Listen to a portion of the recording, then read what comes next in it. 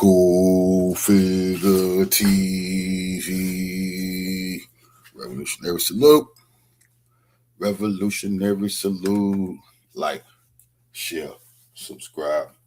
Welcome to the House of Revolution. You know I'm your humble host.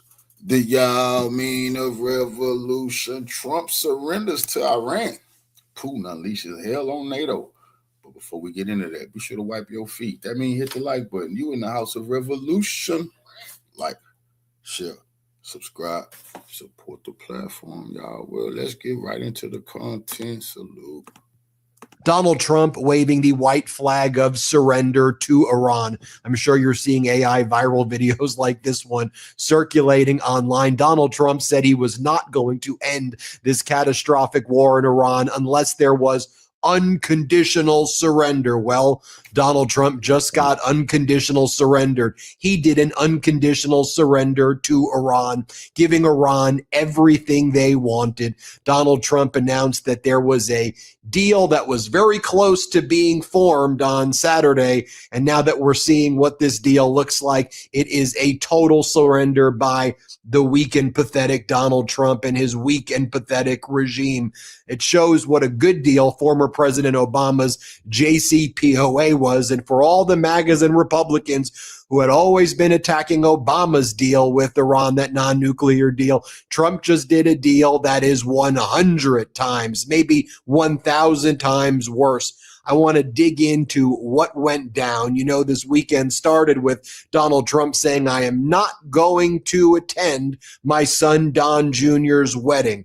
I like my son, he said. I've known him for a long time, but I don't think I need to be there. Also, Donald Trump saying that he was not going to go to Bedminster this weekend to play golf. He stayed in the White House, which was unusual. And then he announced earlier yesterday that there was a deal in principle that was reached with Iran. Now, you may be saying, didn't he announce this like 60 days ago or something? Yeah, but Donald Trump is a total con artist. But this time, they are super serious about it.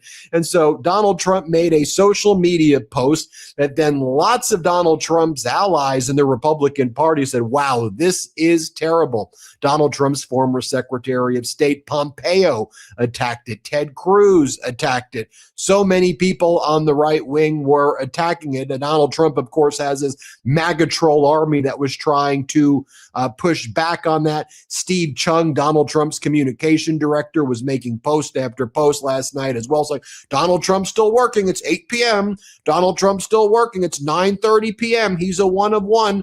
Look how hard he's working. And then there was that bizarre shooting that took place at the White House while Donald Trump was getting absolutely demolished on social media and elsewhere about how bad his deal was.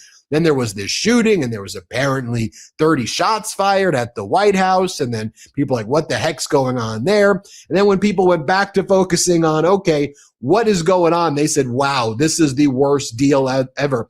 Also, I guess for Donald Trump to soothe himself, he posted, thank you, President Erdogan, the president of Turkey.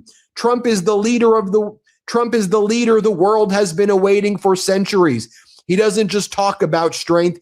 He embodies it. Donald Trump attributed that quote to President Erdogan of Turkey, and then Donald Trump deleted it because Erdogan's foreign minister told the United States, take that down. Erdogan never said those words. Stop making things up. And then Donald Trump back down once again. The caveman, the taco, always chickening out, always caving. He was never a negotiator to begin with.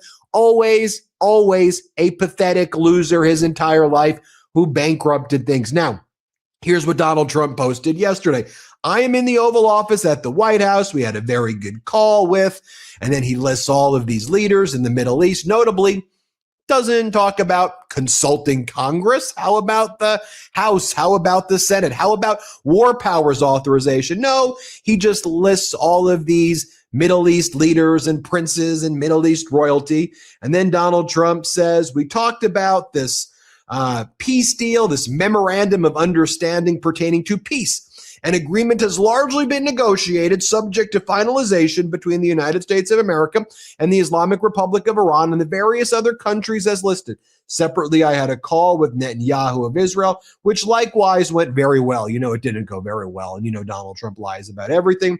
Final aspects and details of the deal are currently being discussed and will be announced shortly. In addition to many other elements of the agreement, the Strait of Hormuz will be opened. Thank you for your attention to this matter. That was Donald Trump's post. Let me show you the post of Abraham Al-Fikar. He is the Iran official military spokesperson who shared this AI-generated image of Donald Trump bowing before Supreme Leader Khomeini, Mojaba, and kissing his feet right there, or Ayatollah Khomeini, and kissing his feet. So what is the actual deal as we know it as of now? Here's the Iranian deal so far. $25 billion in frozen Iranian assets will be released. The U.S. blockade of Iran's blockade of the Strait of Hormuz, that will end. Iran will allow passage through the Strait of Hormuz, but remain in control of the strait. It will all be subject to its discretion. Iran's nuclear program will not in any way be part of this agreement at all. Basically, it's all of Iran's demands. Each one of them, Donald Trump caved to. And the issue over nuclear material, Iran says, well, let's deal with that 30 days from now or 60 days from now. But first, we want that $25 billion. We want our security guarantees. Then we'll open up the Strait of Hormuz. You'll end the blockade. And then we'll maybe do a negotiation 30 to 60 days later on nuclear material. But we're not going to even make any promises there. And Donald Trump was like, bet, let's do it right now. Now, Iran rejects Donald Trump or anybody in the Trump regime's claim that the Hormuz Strait will be opened, like totally opened and not under Iran's control. Iran made it very clear it will remain under Iranian management, with Iran retaining exclusive permanent authority over the Strait of Hormuz, the timing, the method, the permits. Iran also confirms that the nuclear file had not been discussed at all, and that will not be subject to this agreement. Maybe 30 to 60 days later, it will be discussed. We learned about this from Iran's Fars news agency. And one of the things that they said that I think was very, very notable as well is the following. They said, it should be noted, this is what Iran media is saying, and no one in the Trump regime is contradicting this because it's 100% true. It should be noted that American officials have acknowledged in multiple messages to Iran that Trump's tweets are primarily for promotional purposes and media consumption within the United States. And they have recommended that no attention be paid to these statements. In other words, Donald Trump's negotiators, when they're speaking with the Iranian negotiators, say, look, here's the deal. Trump's caving to you. He's going to go on social media and make up a bunch of lies. He's got to work with like Barack Ravid and state regime media CBS and state regime media Fox and other American corporate media. Like, let him lie. He's going to do his lie. But we know at the end of the day, here are the terms. America's surrendering, and that's what's going to be the end of the deal. We're going to give you $25 billion. Remember when they would like mock former President Obama and be like, the JCPOA, it gave them $1 billion in cash. Well, you're giving them $25 billion right now. One of the things that Iran is also saying, they told Jeremy Scahill and others, is that Israel is currently undertaking its final and extensive efforts, applying considerable pressure to disrupt the formation of this agreement. Now you have Mike Pompeo, Donald Trump's former Secretary of State, posted the following. The deal being floated with Iran seems straight out of the Wendy Sherman, Robert Malley, Ben Rhodes playbook. Pay the IRGC to build a weapon of mass destruction program and terrorize the world. Not remotely America first. It's straightforward. Open the damn strait. Deny Iran access to money. Take out enough Iranian capability so it cannot threaten our allies in the region. Overdue. Let's go. To which Stephen Chung, Donald Trump's communications director, responded to Pompeo, Mike Pompeo has no idea what the fuck he's talking about. He should shut his stupid mouth and leave the real work to the professionals. He don't, because ain't no stopping Iran. See, this is what America needs to understand. You're going to have a lot of American politicians and political figures coming out blaming Trump, saying he's been weak. They just don't want to admit to the world it's nothing they can do. Go continue taking out their missiles, man, please. And they're going to continue smashing the U.S. The U.S. don't want no more. That's just a fact. Professionals. He's not read to anything that's happening. So how would he know? I don't know. Maybe because Pakistan is a mediator. All of the other Arab nations were on calls with Donald Trump, and they know what the deal is, and that's where this information is coming from. I don't know. Maybe that. By the way, this is Trump's communication director, this weird guy, Stephen Chung. This is how he talks. I mean, these people are such profane freaking losers, all of them. Ted Cruz, you don't get much more MAGA Republican right now than Ted Cruz, who Donald Trump called his wife ugly and said his dad killed JFK. Here's what Ted Cruz posted. I'm deeply concerned about what we are hearing about an Iran deal being pushed by some voices in the administration. Trump's decision to strike Iran was the most consequential decision of essential term. If the result of all of that is to be an Iranian regime still run by the Islamicists who chant death to America, now receiving billions of dollars, being able to enrich uranium and develop nuclear weapons and having effective control over the Strait of Hormuz, then the outcome would be a disastrous mistake. The details are still coming out, and I pray the early reports are wrong. Trump believes in peace through strength. He should hold the line, defend America. Meanwhile, you have MAGA Mike Johnson said the following. Trump is the only one who could have gotten Iran, the world's largest state sponsor of terrorism, to the negotiating table. We are greatly encouraged to learn a peace deal in Iran is underway and look forward to learning more about the specifics. Under Donald Trump's leadership, our nation is stronger, more respected on the global stage, and safer than ever before. Yeah, how about no to all of those things? I want to talk about the JCPOA, the Joint Comprehensive Plan of Action, that 2015 multilateral agreement that was led by former President Obama. It included United States, UK, France, Germany, Russia, and China, plus the EU. It created verifiable limits on Iran's nuclear program. It capped uranium enrichment at 3.67%, low enriched, suitable for power plants, far below the 90% weapons grade. It reduced the stockpiles. It reduced centrifuges. It converted the Fordo facility into a research site. It gave unprecedented IAEA, the International Atomic Energy Agency, access, including continuous monitoring over facilities and supply chain. It had core limit reduction. I mean, it actually did the hard work. Donald Trump pulled out of that. Donald Trump and Netanyahu then launched this war. And then Donald Trump gives him the Strait of Hormuz, gives him $25 billion, and utterly surrenders. You don't get much more pathetic than what Donald Trump just did. And let me be very clear. I am glad that there's a possibility of no more war. You know, Netanyahu is going to push for it. And where I stood, of course, is I never wanted to see this unlawful, catastrophic war in the first place. You know, I call Donald Trump and Netanyahu war criminals. I call them out for their genocide.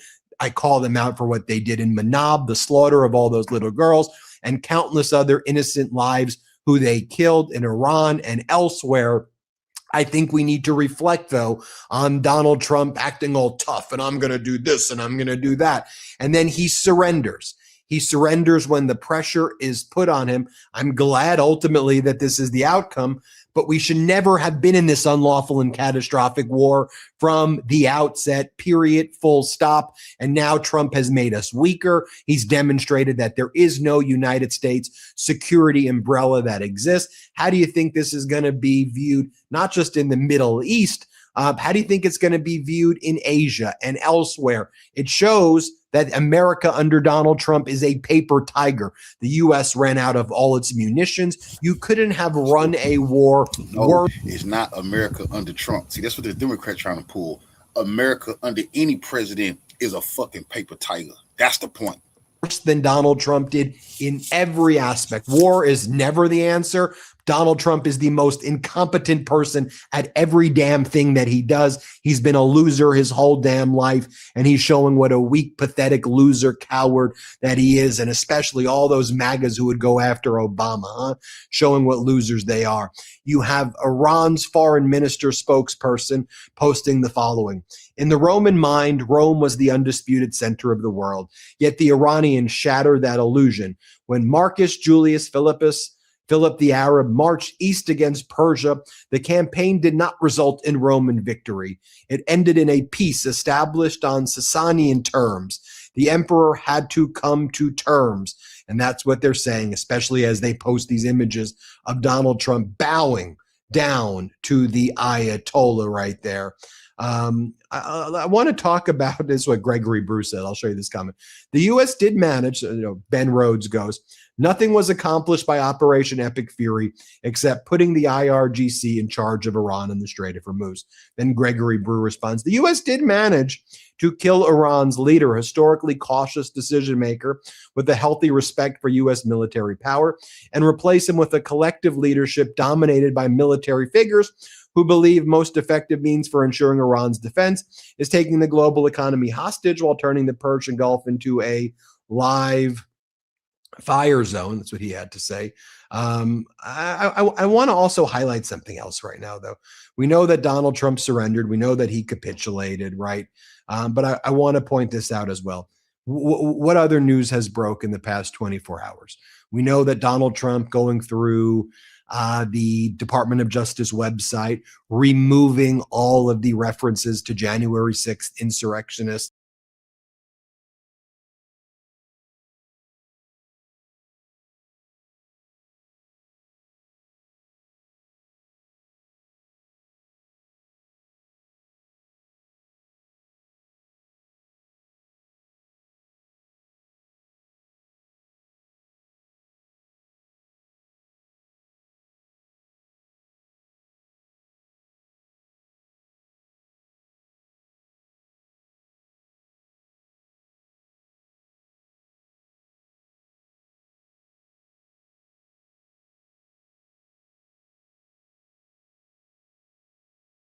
It's a nightmare for Israel, according to him, because that's not going to have anything to do with the danger that Iran poses. He said that if a deal is struck to end the Iranian conflict because it is believed that the Strait of Hormuz cannot be protected from Iranian terrorism and Iran still possesses the capability to destroy major Gulf oil infrastructure, then Iran will be perceived as being a dominant force requiring a diplomatic solution. In essence, being concerned about Israel, first and foremost, and secondly, being concerned about a diplomatic solution. Why are they so concerned about a diplomatic solution? People don't want wars in general. Governments and powers, they work their media arms 24/7 to try and convince people that war is good and occupation is good and supremacy is good. People don't want wars.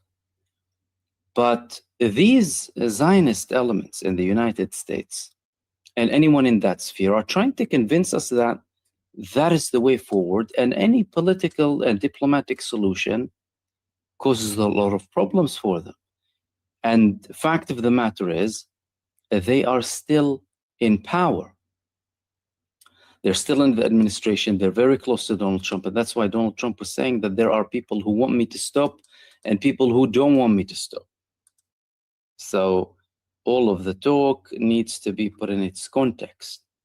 At the end of the day, there are reasons to believe that there may be a solution.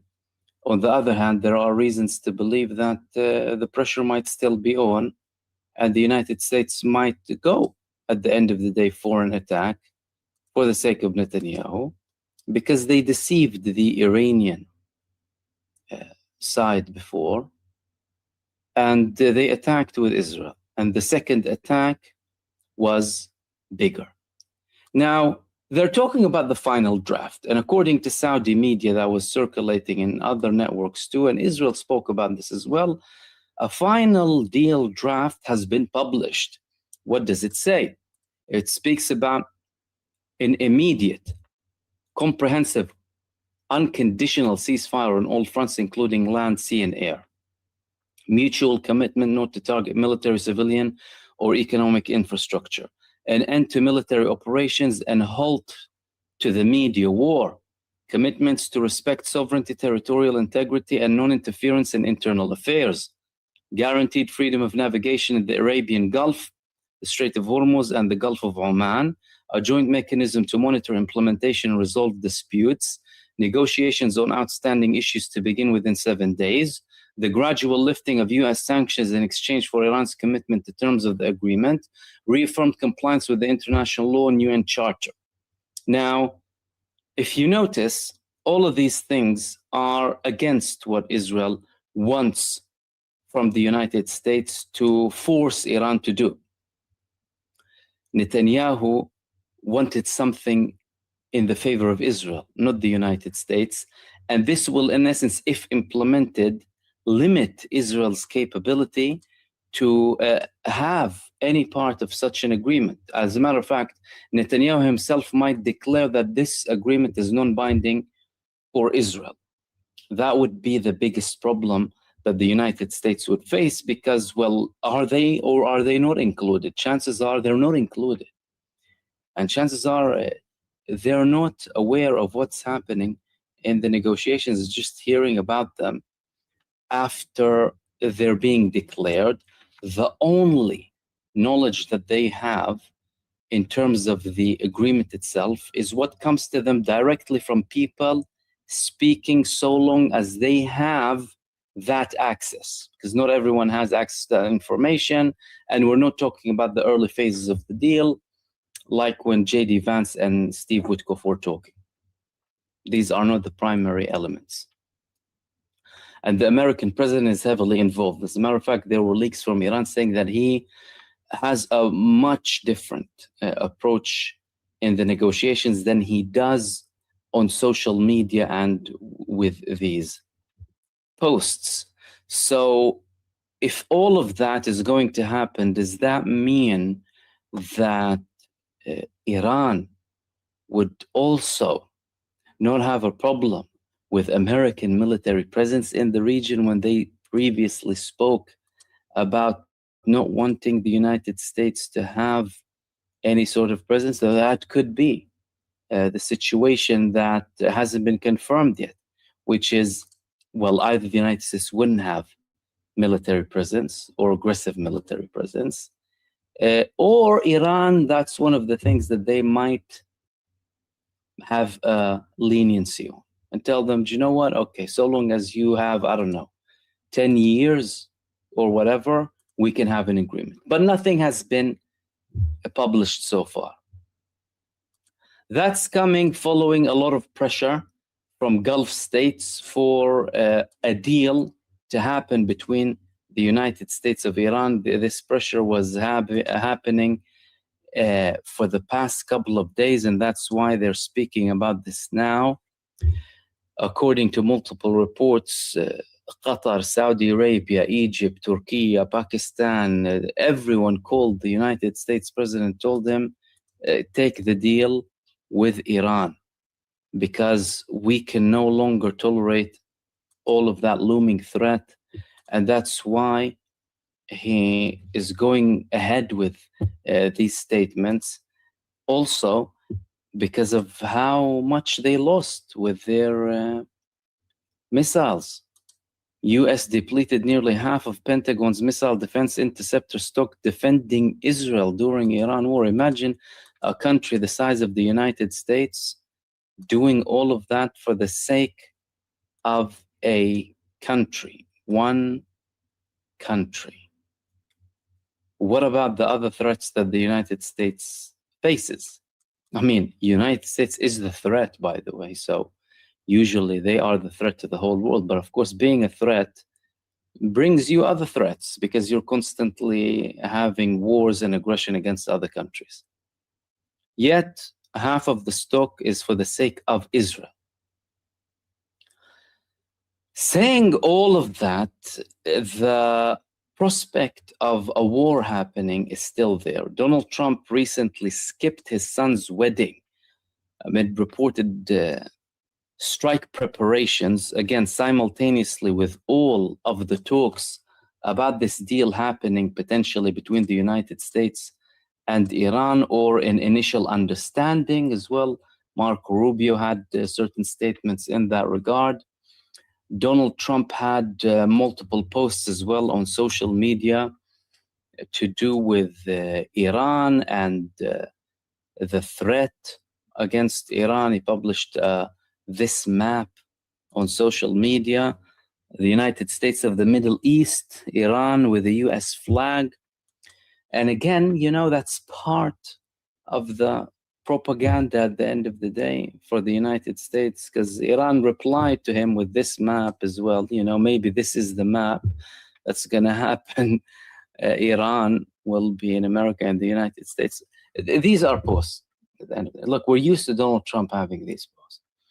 How much of it is substantial? How much is not? Well, he had so many ultimatums and threats, and he initially took a step back. Clearly, there's a certain limit to where the United States wants to go. However, the irrational warmongering elements that have a very big impact on the American president, Donald Trump, are undeniably still there and undeniably applying pressure. How much of that will affect the decision-making with the administration? The United States now has to weigh it. They need to weigh in the prospects and the things that they can gain out of an additional strike against Iran, and weigh in having a deal with Iran now. So far, the price of that deal has increased. If the United States realizes that the price has increased when they had a better deal before, don't forget, they had a good deal on the table before the war of aggression, and despite previous acts of terror from the United States against Iran, attacking Iran, they had a good deal. That could have potentially included American investment in Iran, even with American companies benefiting. But they did what they did for the sake of Israel, and they didn't reach the conclusions that they wanted and the results. The Iranian price became higher, and they had a response that was shocking and unexpected, according to the president himself, American President Donald Trump. If the price increased then, and they have another attack, this is the second consideration, then from an American perspective, the Iranian price could get even higher. So if they had the Strait of Hormuz, then the Red Sea, and they will fully support complete blocking of the Red Sea, which will increase the trouble for the United States and its allies. Now, if Donald Trump's aim is to keep the empire alive rather than slowly lay it to rest, as in not eliminate it, because the United States, even if they withdraw from the whole world, they'll still be powerful, a powerful country. But if he still wants to keep the status of the United States with somewhat of an influence, he would be putting a very big and risky bet should he attack Iran, whether it's for the sake of Israel, or for the sake of the United States, or for the sake of the two combined, because we need to talk about what's behind Israel too. Same powers, finances, money, influence. So a deal in this case would be better for him, technically, and better for the vision of the United States that he wants, regardless of the American population, because even if the Americans don't want a war, that's not the American president's consideration at all. That, however, would leave Israel in a weaker position, in a more isolated position, in a much more dangerous position. Because if an agreement is reached between the American side and the Iranian side, Israel will most likely be excluded, especially seeing as Iran does not recognize Israel at all, and Israel achieved none of its objectives against Iran, let alone that there might be a more hostile or less friendly American president coming after Trump, seeing as the sentiment and the general vibe and feeling amongst the American population is largely against Israel. That would leave the battlefield open between Israel and Iran. And without any American participation to support Israel in such a battle, Iran would be easily capable of wiping Israel off the map. Right now, misinformation spreads faster than facts.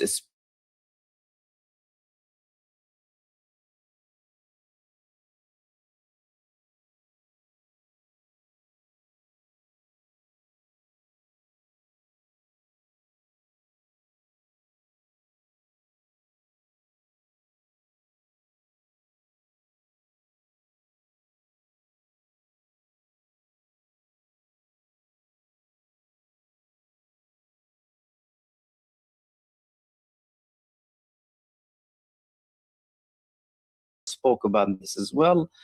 A final deal draft has been published. What does it say? It speaks about an immediate, comprehensive, unconditional ceasefire on all fronts, including land, sea, and air. Mutual commitment not to target military, civilian, or economic infrastructure. An end to military operations and halt to the media war. Commitments to respect sovereignty, territorial integrity, and non-interference in internal affairs. Guaranteed freedom of navigation in the Arabian Gulf, the Strait of Hormuz, and the Gulf of Oman. A joint mechanism to monitor implementation and resolve disputes. Negotiations on outstanding issues to begin within 7 days. The gradual lifting of U.S. sanctions in exchange for Iran's commitment to terms of the agreement. Reaffirmed compliance with the international law and UN Charter. Now, if you notice, all of these things are against what Israel wants from the United States to force Iran to do. Netanyahu wanted something in the favor of Israel, not the United States. And this will, in essence, if implemented, limit Israel's capability to have any part of such an agreement. As a matter of fact, Netanyahu himself might declare that this agreement is non-binding for Israel. That would be the biggest problem that the United States would face because, well, are they or are they not included? Chances are they're not included. And chances are they're not aware of what's happening in the negotiations, just hearing about them after they're being declared. The only knowledge that they have in terms of the agreement itself is what comes to them directly from people speaking, so long as they have that access, because not everyone has access to that information. And we're not talking about the early phases of the deal, like when J.D. Vance and Steve Witkoff were talking. These are not the primary elements. And the American president is heavily involved. As a matter of fact, there were leaks from Iran saying that he has a much different approach in the negotiations than he does on social media and with these posts. So if all of that is going to happen, does that mean that Iran would also not have a problem with American military presence in the region when they previously spoke about not wanting the United States to have any sort of presence? So that could be the situation that hasn't been confirmed yet, which is, well, either the United States wouldn't have military presence or aggressive military presence, or Iran, that's one of the things that they might have leniency on and tell them, do you know what? Okay, so long as you have, I don't know, 10 years or whatever, we can have an agreement. But nothing has been published so far.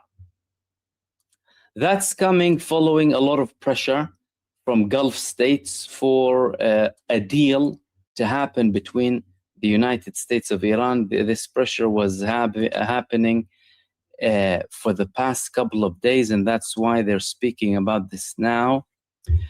According to multiple reports, Qatar, Saudi Arabia, Egypt, Turkey, Pakistan, everyone called the United States president, told them, take the deal with Iran, because we can no longer tolerate all of that looming threat. And that's why he is going ahead with these statements. Also, because of how much they lost with their missiles. US depleted nearly half of Pentagon's missile defense interceptor stock defending Israel during Iran war. Imagine a country the size of the United States doing all of that for the sake of a country, one country. What about the other threats that the United States faces? I mean, United States is the threat, by the way, so usually they are the threat to the whole world. But of course, being a threat brings you other threats because you're constantly having wars and aggression against other countries. Yet, half of the stock is for the sake of Israel. Saying all of that, the prospect of a war happening is still there. Donald Trump recently skipped his son's wedding amid reported strike preparations, again, simultaneously with all of the talks about this deal happening potentially between the United States and Iran, or an initial understanding as well. Marco Rubio had certain statements in that regard. Donald Trump had multiple posts as well on social media to do with Iran and the threat against Iran. He published this map on social media: the United States of the Middle East, Iran with the US flag. And again, you know, that's part of the propaganda at the end of the day for the United States, because Iran replied to him with this map as well. You know, maybe this is the map that's going to happen. Iran will be in America and the United States. These are posts. Look, we're used to Donald Trump having these posts. How much of it is substantial? How much is not? Well, he had so many ultimatums and threats, and he initially took a step back. Clearly, there's a certain limit to where the United States wants to go. However, the irrational warmongering elements that have a very big impact on the American president, Donald Trump, are undeniably still there and undeniably applying pressure. How much of that will affect the decision-making with the administration? The United States now has to weigh it in. They need to weigh in the prospects and the things that they can gain out of an additional strike against Iran, and weigh in having a deal with Iran now. So far, the price of that deal has increased. If the United States realizes that the price has increased when they had a better deal before, don't forget, they had a good deal on the table before the war of aggression, and despite previous acts of terror from the United States against Iran, attacking Iran, they had a good deal. That could have potentially included American investment in Iran, even with American companies benefiting. But they did what they did for the sake of Israel. And they didn't reach the conclusions that they wanted and the results. The Iranian price became higher. And they had a response that was shocking and unexpected, according to the president himself, American President Donald Trump. If the price increased then, and they have another attack, this is the second consideration, then from an American perspective, the Iranian price could get even higher. So if they had the Strait of Hormuz, then the Red Sea. And they will fully support complete blocking of the Red Sea, which will increase the trouble for the United States and its allies. Now, if Donald Trump's aim is to keep the empire alive rather than slowly lay it to rest, as in not eliminate it, because the United States Even if they withdraw from the whole world, they'll still be powerful, a powerful country. But if he still wants to keep the status of the United States with somewhat of an influence, he would be putting a very big and risky bet should he attack Iran, whether it's for the sake of Israel, or for the sake of the United States, or for the sake of the two combined, because we need to talk about what's behind Israel too. Same powers, finances, money, influence. So a deal in this case would be better for him, technically, and better for the vision of the United States that he wants, regardless of the American population, because even if the Americans don't want a war, that's not the American president's consideration at all. That, however, would leave Israel in a weaker position, in a more isolated position, in a much more dangerous position. Because if an agreement is reached between the American side and the Iranian side, Israel will most likely be excluded, especially seeing as Iran does not recognize Israel at all, and Israel achieved none of its objectives against Iran, let alone that there might be a more hostile or less friendly American president coming after Trump, seeing as the sentiment and the general vibe and feeling amongst the American population is largely against Israel. That would leave the battlefield open between Israel and Iran. And without any American participation to support Israel in such a battle, Iran would be easily capable of wiping Israel off the map. Right now, misinformation spreads faster than facts, especially on the most sensitive global stories. NVP uses uncensored AI analysis to verify the most controversial topics and separate signal from propaganda in real time. Instead of guessing who to trust, you can see structured verification and analysis behind every major issue.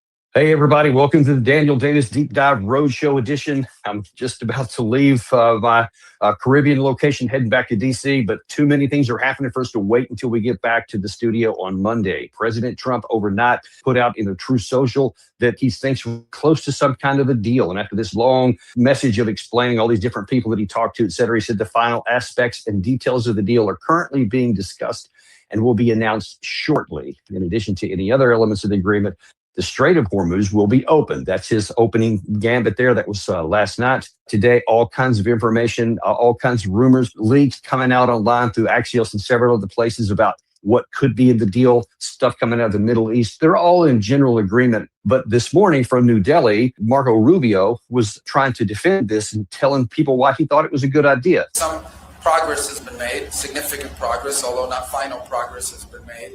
Ultimately, I remind everybody, I think this ties into the second question that was asked in relations to it. What is the goal here? The goal here ultimately, the ultimate goal is that Iran can never have a nuclear weapon. Iran can never possess a nuclear weapon. The president has been clear about that. They will never possess a nuclear weapon, certainly not as long as Donald Trump is president of the United States. Okay, so he said they're kind of repeating the same mantra. Can't have a nuclear weapon. Okay, vitally important to make crystal clear. Everybody is understanding what is going on here and what is even being talked about. He's making it sound like, look, all we have to do is make sure there's no nuclear weapon and then we can live in peace. We had a deal in place. In 2015, it was called the JCPOA. And that basically guaranteed as close as you can that there would never be a nuclear weapons program program because we had inspectors on the ground. We had tight limits on the reprocessing they could do, just minuscule 3.67%. There were people on the ground to make sure that didn't happen, that they could only have a small amount of reprocessed material. As part of the deal, they took what they did have and shipped it out of the country, hundreds of pounds of this stuff in various grades, and they kept largely within their terms. We didn't. And then, of course, just 3 years into what was supposed to be a 10-year deal with the sunset in 2025 with the renegotiation capabilities, President Trump decided, nope, that's not good enough. I want a better deal. Got rid of everything that we had. That started the clock rolling to what eventually turned into the war we're trying to get a negotiated settlement out now. Secondly, there's a lot of things that happened in between, but vitally important, even more important than the JCPOA, is that on the 26th of February, we had a golden deal that was even better than the JCPOA, legitimately. I did not think that they would be able to negotiate that, but the outlines were there through the mediation of Oman, and they said, yep, we're willing to have it. No nuclear weapons program. We declare it. Everything President Trump is now saying that he wants, he had in his hand and instead chose to go to war.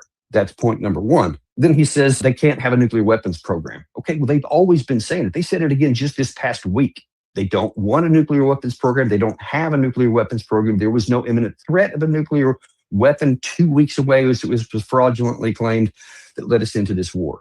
So when he says that's our objective, understand we already had that. And now that we're trying for a third time to go back and get the same terms we've already had twice on the table. And the chances that we're going to be able to get this after having assassinated their leader, after having sunk 158 of their ships, blown up all kinds of factories and other kinds of industries on the surface, oil fields, gas fields, all kinds of other people being assassinated. If you think that we're going to get the same deal or as good a deal as we had before after doing that, seems pretty unlikely.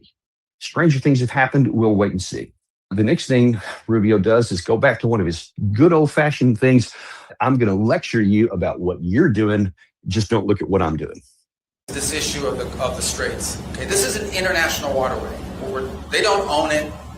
It's an international waterway, and what they are doing now is basically they are threatening to destroy commercial vessels using an international waterway. That is illegal under any concept of international law that governs us, but it's also if we allowed that to become normal, we would be normalizing an unacceptable status quo and setting a dangerous precedent that can be replicated here in this region and in multiple places around the world. Okay.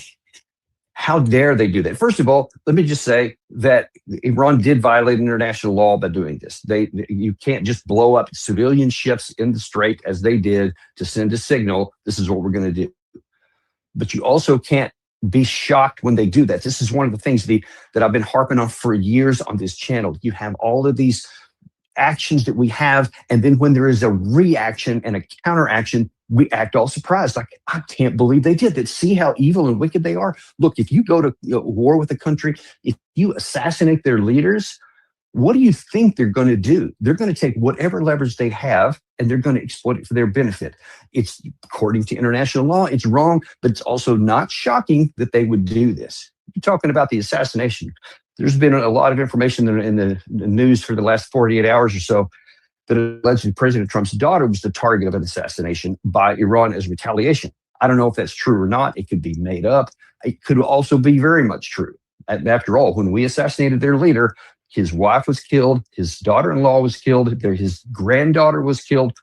So it's not out of the question that something could happen. But that, again, is an example of what I'm talking about. You want to be able to, with impunity, assassinate people left and right all over the place, which Trump himself has been doing since 2010. And then you act shocked and that they're, quote, sick people who would think of doing this. And look, anytime you're talking about killing civilians, it is bad. And I hope that nothing happens to her. No caveats involved here. I hope that they protect her, I hope it's not even true. But if it is true, I hope they protect her. But damn it, you can't keep assassinating other people and their children and their spouses and their families and think no one's ever going to do anything about it. You are gambling with our safety. And I've long said I fear that it's only a matter of time before one of our leaders is assassinated in retaliation for what we've done to others. I hope it doesn't happen. But man, we are gambling that it won't, that we think we can keep doing things to others that they're not going to do to here. And this issue here he just raised about you can't destroy ships and stuff. Remember about 2 or so 3 weeks ago, President Trump was bragging about how our warships went in and fired through the engine room of a ship because it wasn't doing what we told it to do. We boarded all these ships. Remember that? So how can you stand there and tell the world, how dare Iran do this and block international waterways when you're blocking civilian ships and disabling them with weapons? So just stop with the hypocrisy. This continues to undercut our credibility, reputation on the global stage, and does not help us find a negotiated settlement here, because all it's going to do is create anger on the other side. Now, one other thing he says, speaking of hypocrisy, and it has to be pointed out, he's saying, listen, all President Trump wants to do is just find a diplomatic way out. The desire the president has, his preference, is to find a diplomatic way that these problems can be solved. That's always the president's preference. He would much rather have me and the Department of State solve this problem than the Department of War having to solve this problem. But the problem's going to be solved one way or the other. So we've made some progress over the last 48 hours working with our partners in the Gulf region on an outline that could ultimately, if it succeeds, leave us not just with a completely open straits, and I mean open straits without tolls, and with addressing some of the key things that underpin what has been Iran's nuclear weapons ambitions in the past. So we think we've made some progress on the outline of something that, if it works, could give us that outcome. Okay, just even on that, how many caveats can you have on a deal? Okay, we have the potential outlines of a possible plan that might work if everybody, good grief, man. Do we have anything or not? So this is just another one of the ham-fisted, just incompetent ways we do negotiations. You don't come out and say, we have a deal, we have the outlines of a deal, and everything is about to be fine. And then when your Secretary of State, your chief diplomat, comes out and says, we literally have nothing has been agreed to. Not the tolls, because the Iranian media has come out and said, by the way, we're not going to, that issue that it's going to go back to what it was before the war started. That's not going to be the case. When they say open traffic from the Iranian definition of it, they mean their toll system. They say, yeah, everybody can go through as long as they pay our tolls. There'll be no problem whatsoever. We're saying, yeah, everything goes back to the way it was before. Well, they have control of the strait, and they have been saying repeatedly over the last week or so, and one imagines that when these negotiations have been going back and forth through intermediaries in Pakistan and elsewhere, that the Iranian side knows what's trying to be done here. And they said, listen, we are never going back to what it was before. This is the new reality, and it's not going to change. So I think they were signaling during these debates or discussions and exchanges of letters back and forth that they're saying that's not going to change. We're going to retain control of it, because I think the phrase they used was, you're not going to get in negotiations what you failed to get in combat. They said that several times. I'm pretty sure that that's what that was in reference to. But the other thing, again, he says, President Trump just wants a diplomatic way. Dude, you had a diplomatic way. You've had the outlines of it 3 times. One in 2025, one in 2026. Before this war started, and then now you have something on the table now you could do if you're willing to give into negotiated terms of the Iranians, something that they can live with. That's why I said I didn't think that we could have a negotiated settlement, because Iran is in the dominant position. They have more leverage than we do. We have leverage, not quite as much as the Iranian side does. It all comes down to who can suffer the longest, the most effectively. And I think it's pretty clear that the Iranian side has more experience in suffering, and they are suffering. So don't underestimate that. But I think that they're saying we can suffer more. So we're not going to just hand over the keys. I just can't imagine. I could be shocked. We'll see, because, man, behind the scenes, there's things going on I have no idea about. But I would be shocked if Iran agrees to say, hey, we're just going to give away everything, something that President Trump can comfortably live with, and that it's going to be things that we don't want to live with. It's going to leave them in a worse position than they are today. I just can't see that, because they have the leverage that they have never had before and probably will never have again. And I think that you can see that some on the Iranian side are very aware of that. Now let's take a look at some of the headwinds to this. First of all, you have 3 parties, the U.S., Iran, and Israel. And in each of these camps, primarily you have two camps in the camps. In the U.S. side, we have President Trump's biggest supporters who are already and emphatically against this. I've seen stuff, and I put it on my X account. You can go look at some of those from Mike Pompeo, Lindsey Graham, Senator Cruz, Mark Levin are absolutely adamant. Senator Wicker, I think, is another one. Absolutely adamant that a bad deal is not better than no deal, they say. We need to finish them once and for all. They keep repeating that. So President Trump is going to have some difficulties, even within his own party, of having people come out and say, sure, go ahead and go back to something. Because they're saying this out loud, by the way, in writing. This is worse than the Obama deal. Surely President Trump wouldn't go to something that was worse than the Obama deal. And they keep using that term because they know that's just like fingernails on a chalkboard to Trump. He does not want to have any indication of what Obama did, much less something that wasn't as good. Listen, we've seen already the deal that Obama had was pretty good. It was nothing was ever perfect, but it was really strong. That it was going to, as close as you can, guarantee they would never have a nuclear weapons program, et cetera. And there's lots of other, besides the constraints, there was also the opportunities that would give the Iranian side incentives to want to accommodate and to want to apply the deal and live up to the terms. Then Trump had his one golden moment on the 26th of February, where he had a deal that in many ways was better than the Obama deal. And he could have relished in the diplomatic and political victory. And he said no. So the chances he's going to get one now, that he's only looking for diplomacy, is a lie. It's just categorically a lie, not an exaggeration, because he's had it. He had it in his hand and he refused it. Now then, his only motivation is to get out of this mess he created by giving these orders to launch the attack anyway. That's the reality of where we are. And he's seeing he's got headwinds in his own party, in his own inner circle. People are very much against this. Now, the military, also in his inner circle, are definitely for this. And they're saying, whatever you got to do to get this off the table, do not restart this war, because it's going to have the retaliatory capability for the Iranian side. They have the capability, and they have the intent, and they have the will, and the know-how to strike and hit targets throughout the Gulf region that would just cripple our economy and push this way into 2027, possibly 2028 and beyond, to try and recover from all this, as opposed to accepting this ugly deal here and eat some crow, suck down some of that arrogance and pride, and say, let's just get this off the table. In a sense, this is the walkaway deal. So look, just pretend it's victory, whatever, and then just walk away. Pull our troops out, pull everybody back to our base, etc. And the waterways can reopen up. Even if Iran stays in control of the tolls, it's still open. We remove our blockade, they remove theirs, they pay the tolls, the traffic can get back. It's going to take months to unwind.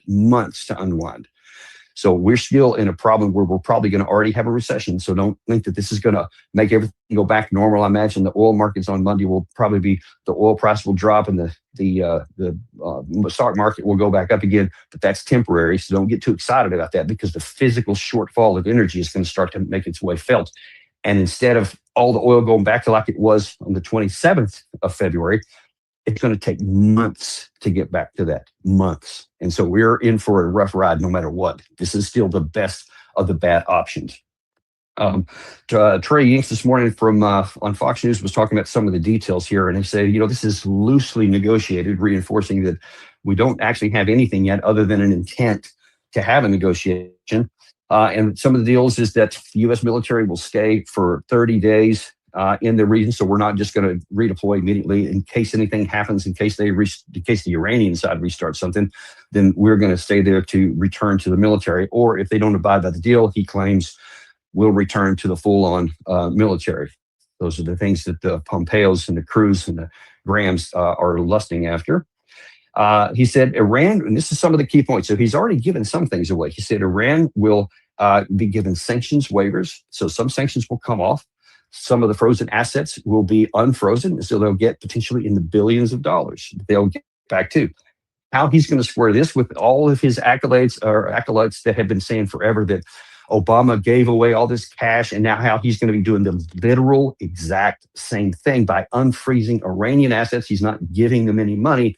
He's just allowing them access to their money, just like Obama did. So we'll see how they do with that. But that's what's being announced here. And then we are saying the Strait of Hormuz will be completely open, free, and unfettered like it was before the war started. And the Iranian side is saying it will be open, but it will be fettered. It will be constrained on meeting the terms of our, I think it's called the Straits Authority. I forget the name of it now, but whatever. They have set up this organization. And now that people have been going through it, sometimes dozens of ships have passed through under this conditions here, and they say that's not going to change. That's according to Iranian media. Nothing in the deal about the nuclear weapons program. That's going to be done in the later stages, 30 and 60 days later, so they say. I don't know how he's going to square that with the claim that they will never have nuclear weapons again, but we're going to have a deal in the first part, and that's not even on the table. More on that later. Then he says there's nothing about the reprocessing. It's nothing that they can't have reprocessed. Nothing about, in this terms anyway, at this point, nothing about the 60% reprocessed material, et cetera. Let's take a real quick look, like we always do, at what the other side is saying. Here is President Pezeshkian. He's talking to, I told you there was different camps inside. There are those inside Iran that definitely want this negotiated deal. And there are those that do not. They say, no, we've got them, right where we want them. We've never had them in this position. We've got leverage militarily. We've never had. Don't give in now. But President Pezeshkian is saying, listen, everybody needs to be looking at the martyred Imam Hussein. I'm not Imam Hussein, sorry. The Ali Khamenei, the martyred leader that we had. In his name, we need to get this negotiated settlement down. But then an IRGC leader, one of the generals, also posted something, and he also cited the martyred leader, and he said, we will not allow painful historical experiences to be repeated. So I think that he's trying to say there, listen, we're not going to go down this path we did in 2025. We're not going to go down the path we did in early 2026. We're not going to be juked out again. And we're going to agree to something. We're going to give you something, and then you're not going to follow through. So I think that what they're saying, and listen, I'll pay a little bit more attention to the IRGC general than I do Pezeshkian, because Pezeshkian, if you're not aware of how he's the president of the country, but the actual head of state is Moshtaba Khamenei, the supreme leader. And he is, of course, all these guys are former IRGC and military veterans. So they're kind of all in the same bunch. But the IRGC with Khamenei are the ones who are calling the primary shots. They are the head of state. So the president is supposed to be taking care of domestic issues within the country. So obviously he's important.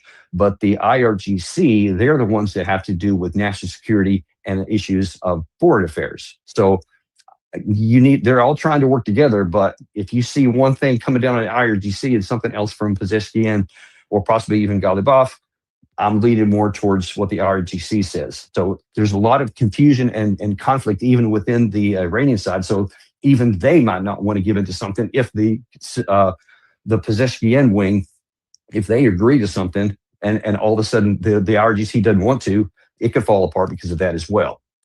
Lastly, here is the wild card, Israel. And everybody knows that Israel does not want this to work. And this is from Israeli media just this morning. Trump said to assure Netanyahu that he will thwart Iran nuke program as Israel fears very bad deal.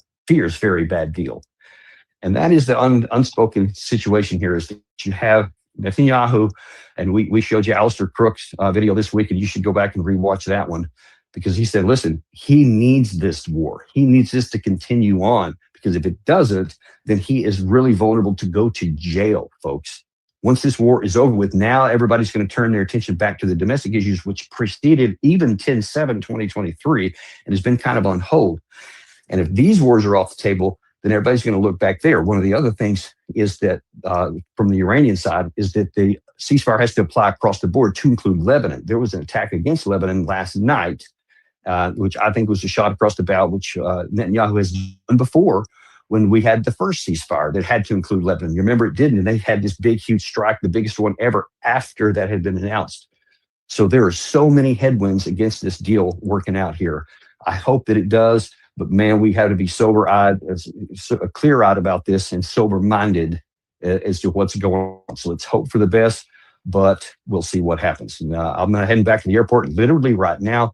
And as soon as I get back there Monday morning, if nothing's happened in between, we'll see you from our regular studios.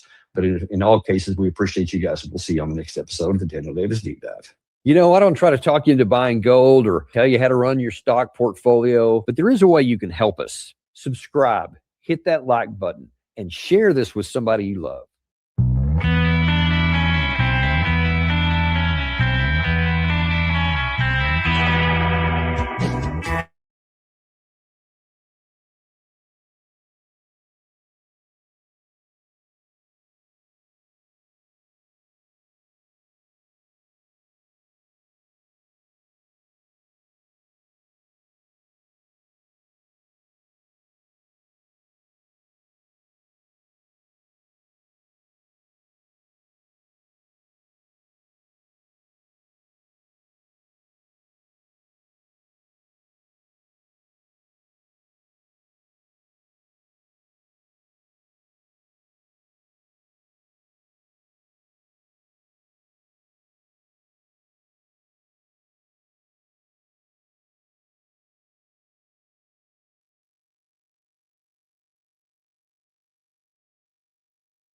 Considerable victory is for the Islamic Republic of Iran. There will be a cessation of all hostilities, including Lebanon. There will be the reopening of the Straits of Hormuz, which were never closed to begin with. The Iranians will have unfrozen many billions of dollars of their money that has been illegally, immorally forfeited to the American system in various parts of the world. And the Iranians will do as they have always said that they would do, not make a nuclear bomb. In other words, the two casus belli that were announced by President Trump are returned to the status quo ante, and the people of Lebanon are to be spared the ceaseless barbarism of America's illegitimate stepson. We are, of course, in Britain. The father of that bastard child will cease. Well, only if you believe Donald Trump. Only if you believe the monkey. The organ grinder is singing a different tune in Tel Aviv. Netanyahu claims that him and Trump are shoulder to shoulder, and that Israel is fully free to meet any challenges it defines, and the situation in the Persian Gulf is not over. Well, it may not, or it may be over. One thing is for sure, this is a great victory.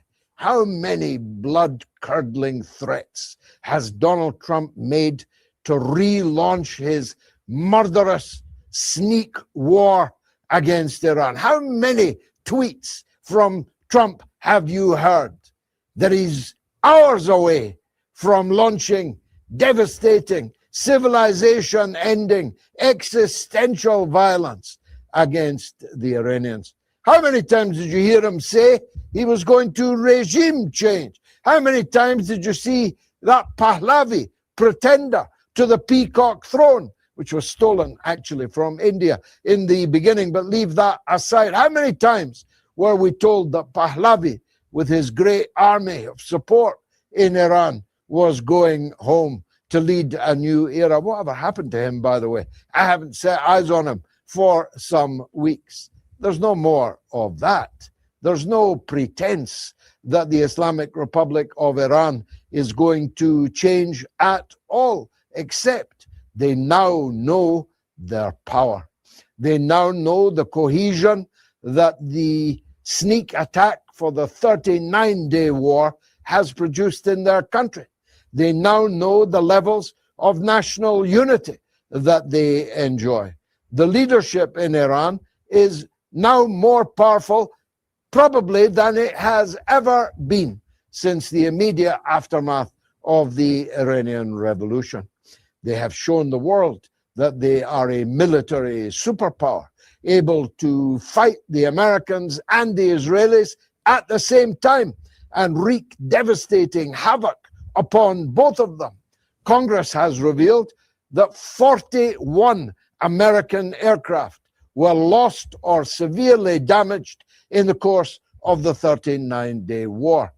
A blockade by the American Navy never got off the water because, well, they couldn't sail close enough to the Iranian coastline for fear of being sunk by the devastating firepower of the Iranian air forces and the implied devastating fast boat techniques of the Iranian Navy. That's the one that Trump claimed had been sent to the bottom of the sea, except it's long been hiding out in caves, ready to dash forward and wreak havoc on the American Navy. How many American aircraft carriers limped home with fires in their laundry room or dysentery in their lavatories? How many American ships, warships, finest of fleet, have had to retire from the battlefield? And how many of the United States military bases that long ringed Iran have had to be evacuated? And under the peace agreement published by Trump, America will withdraw its forces from areas near Iran. Well, there's a lot of negotiating still to be done, surely. But the one thing that does not look like it's going to happen now is a new American war on Iran. So whichever way you dice it, this is a humiliating defeat for the Orange Man in his dotage. And it's an inspiring victory for all who stand up to US imperialism. They have done well, have the Iranians. Well, let's turn to Lugansk, where 21 kids were massacred in their sleep in a school dormitory in Lugansk. Now, I want to stress this point and then explain it. The Ukrainian regime in Kiev claim Lugansk is their territory. The regime claims that the people slaughtered were their citizens. So why did they slaughter them? Because they could. How could they? Because NATO has made them strong enough to do so. Italian weapons, NATO targeters, Starlink satellite link-ups, Elon Musk responsible for that crime again, and the whole of the NATO paraphernalia, whether Donald Trump knows about it or not, whether he approves about it or not, or whether he's lying through his teeth about wanting an end to the Ukraine war. This was a joint NATO operation to murder children in their beds. But as has often been said, it's not the actions of the bad that hurt. It's the silence of the good. These are relative terms, of course.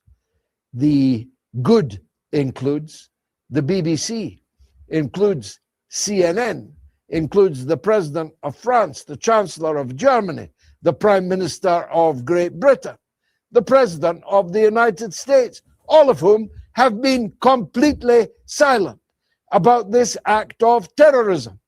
This was no accident. This was no military action. This was an act of terrorism, murder most foul.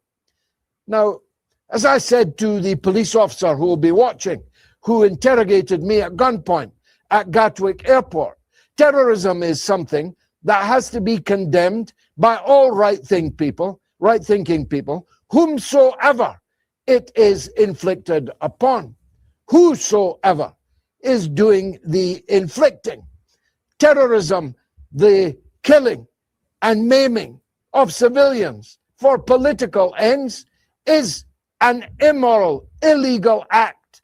An illegal act under any law, a sinful act under any religion, and must be condemned unequivocally by all right-thinking people, but it is not. If 21, God forbid, children had been murdered in a dormitory in a British university by a foreigner firing other foreigners' weapons at that dormitory, it would be the biggest story in Christendom. Cobra would be in permanent session in Britain. The United Nations would have been summoned. An anti-terrorist coalition would now be in formation and getting ready to march to war. Instead, these children have all died to utter silence from the Western prostitutes, these whores to power, although whores have far more honor than Rosenberg of the BBC, sitting in Moscow, seeking methods, means, opportunities to foment problems for Russia, but he's too busy to go and visit the dormitory and see what happened to 21 kids. Sky News, that jerk who ambushed me in Kazan, you'll have seen Gayatri's wonderful video ambush of him. Why was he too busy to go and see the scene of the crime? Would he have gone if the boot had been on the other foot? CNN claimed they were on vacation, but vacation would have been cancelled if an event had occurred in Moscow that suited their agenda. Macron condemned Russia's retaliatory action without telling the people of France what the retaliatory action was for. He couldn't find in all his Gallic compassion one word even to lament, if not condemn, the blood of 21 children being shed. The only other European politician who said a word is von der Leyen, although I can't call her a politician, of course. Nobody elected her. Nobody can remove her. She's a tyrant acting in your name on your diamond. Boy, is there a lot of dimes involved when it comes to Mrs. von der Leyen. She condemned Russia for its Oreshnik and other Kinzhal and other missiles which landed in Kiev in retaliation for this foul crime. No civilians were targeted by the Russians, no dormitories, no civil infrastructure, nothing that the people of Kiev depend on, only military and political regime targets were hit by the biggest air raid of the war conducted over the last 24 hours by the Russian armed forces. I'm in Moscow. I've got to tell you, the political mood has darkened, not just against the bad, the people who pulled the trigger, but the so-called good, the people who pretend to be good, who have made it all possible, who facilitate it, who arm it, who fund it, who diplomatically shield it, who shill for it through the foghorns of their regime media. And on that subject, as I've just said in an interview moments ago, this so-called mainstream media is making an utter fool of itself because far more people, exponentially more people in their countries know everything about the attack on the dormitory. They know everything about the kids that were slain in their sleep.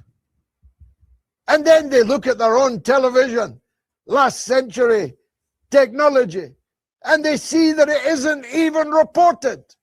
They look at their rags, used to be called newspapers, and there's not a word of the crime printed there. What does that achieve? It achieves an acceleration of the already ineluctable decline of the so-called mainstream media, the state media, run by the state, funded by the state, and given its orders by the state. Not that most of them need ordering about. They all automatically face in the right direction, if you get my drift. So everybody knows not only that this crime, this terrorist crime was committed, they also know that their government is backing it. Otherwise, they'd be talking about it on their media. Otherwise, they'd be condemning it. So what does that achieve? It further cheapens the meaning of the word terrorism, which is now devalued to the point of bankruptcy. If I can be held at gunpoint under the Terrorism Act, while the murder of 21 kids in a dormitory isn't even referred to by the state and its media, then the word terrorism has no meaning any longer. And what does that mean? Well, you cannot condemn terrorism on London Bridge. You cannot condemn it on the streets of Paris, in Christmas markets in Germany, or in the streets of Brussels, but condone it, indeed facilitate it, in the Lugansk. If you try to, you won't just expose yourselves as the stinking hypocrites that you are, you will further damage, further subvert your own regimes and their legitimacy, which are right now tottering on the point of systems failure. Who believes Keir Starmer anymore about anything? Who listens to Keir Starmer anymore? He's a prime minister desperately hoping that his own party lose a by-election created by his own party in order to catapult into the British Parliament a man who has declared he will immediately challenge Keir Starmer for the premiership. Talk about living on borrowed time. He's praying that the right-wing nationalist Nigel Farage, about whom more in just 1 minute, Nigel, somebody tell Nigel to switch on right now.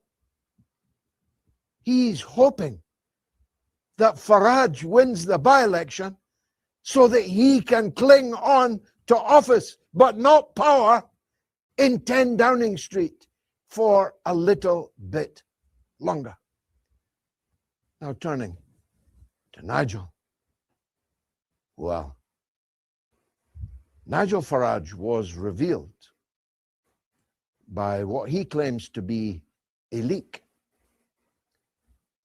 as having received a £5 million bribe from a man who lives in Thailand under an assumed name, just before standing successfully to be the Member of Parliament for Clacton.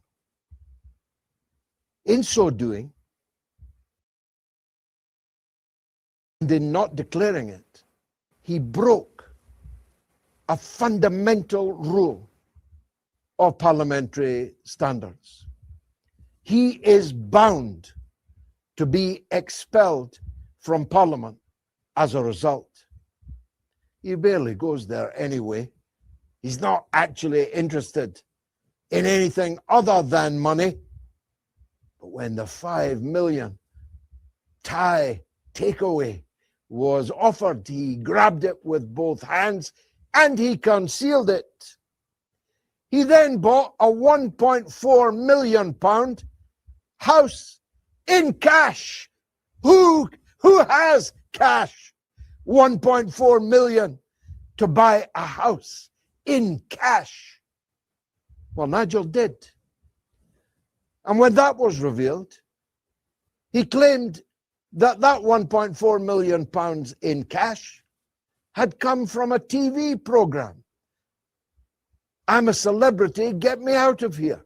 Except the accounts of the television program make clear that he hadn't been paid at all by the time the 1.4 million in cash was handed over for the house. So Nigel's left with only one option, and he's taken it today. This leak came from a phone hack, he said. I was hacked by Putin and Moscow. Nigel Farage was hacked by Putin and Moscow, and that's why he's about to be kicked out of the British Parliament. Welcome to the glories of Great Britain. It is the mother of all talk shows, and there's much more where this came from. Stay tuned.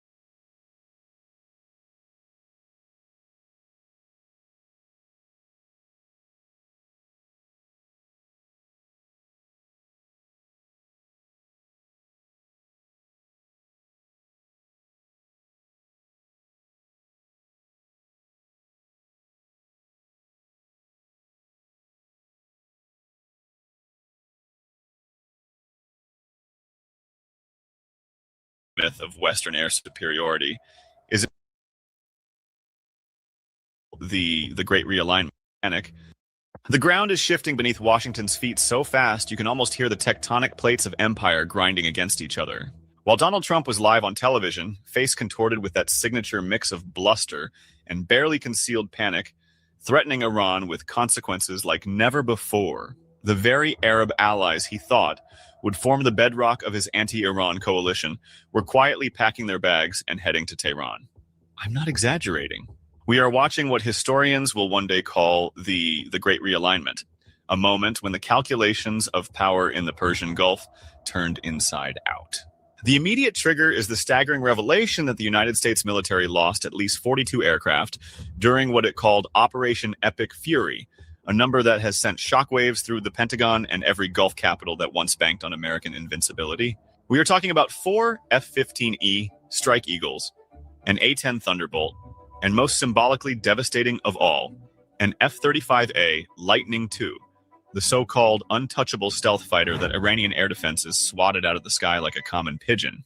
Add to that the loss of 24 MQ-9 Reaper drones, representing nearly $12 billion in shattered hardware, and you begin to understand why the Saudi, Qatari, Emirati, and Jordanian leadership are suddenly speaking a very different language. But the hardware losses, as psychologically shattering as they are, tell only half the story.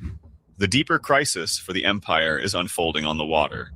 The Strait of Hormuz, that narrow choke point through which a significant portion of the world's energy once flowed uninterrupted into Western and Gulf coffers, is now firmly under a new management structure.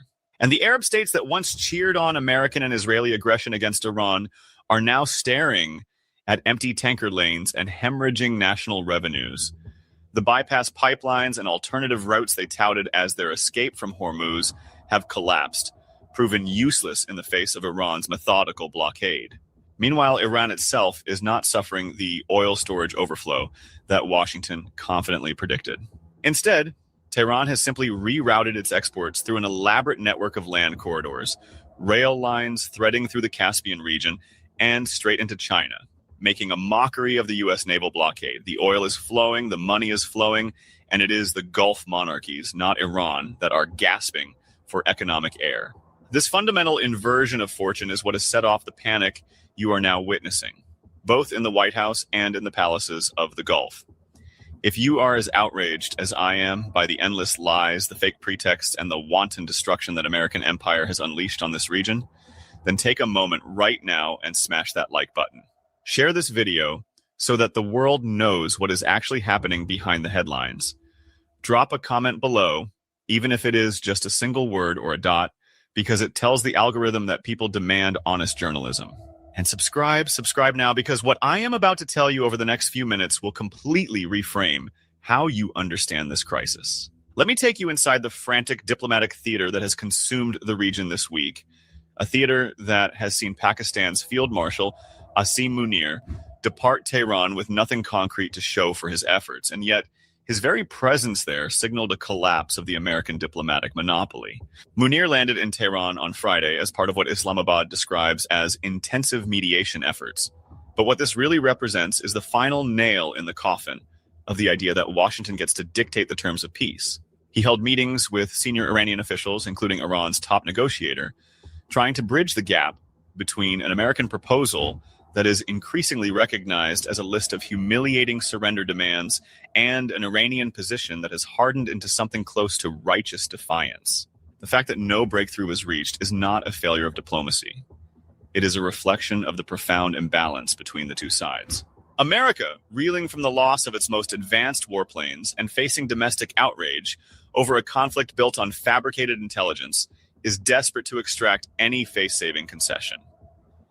Iran, having withstood the initial onslaught and having systematically dismantled the myth of Western air superiority, is in no mood to bend the knee. What Munir carried back from Tehran was not a signed agreement, but a message. Iran has submitted one final response to the U.S. proposal, and if it is rejected, the region should brace for the resumption of hostilities that Iran has demonstrated it is fully prepared to meet. And this brings me to what is truly electrifying the streets of Tehran, Isfahan, Shiraz, and Mashhad right now. While the diplomats huddle in air-conditioned rooms, the Iranian people have poured out onto the streets once again, but this time, their chants are not directed at their own government. They are demanding that their leadership cease all negotiations with what they rightly call the unprovoked aggressor.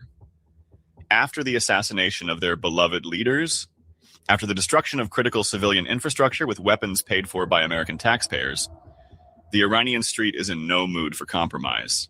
The protesters are carrying banners that read "No negotiation with the murderer" and "Strike, don't talk." So it's day 84 of President Trump's 4 to 6 week Iran war. Strait of Hormuz remains closed, which remains a big thorn in the side of the US administration.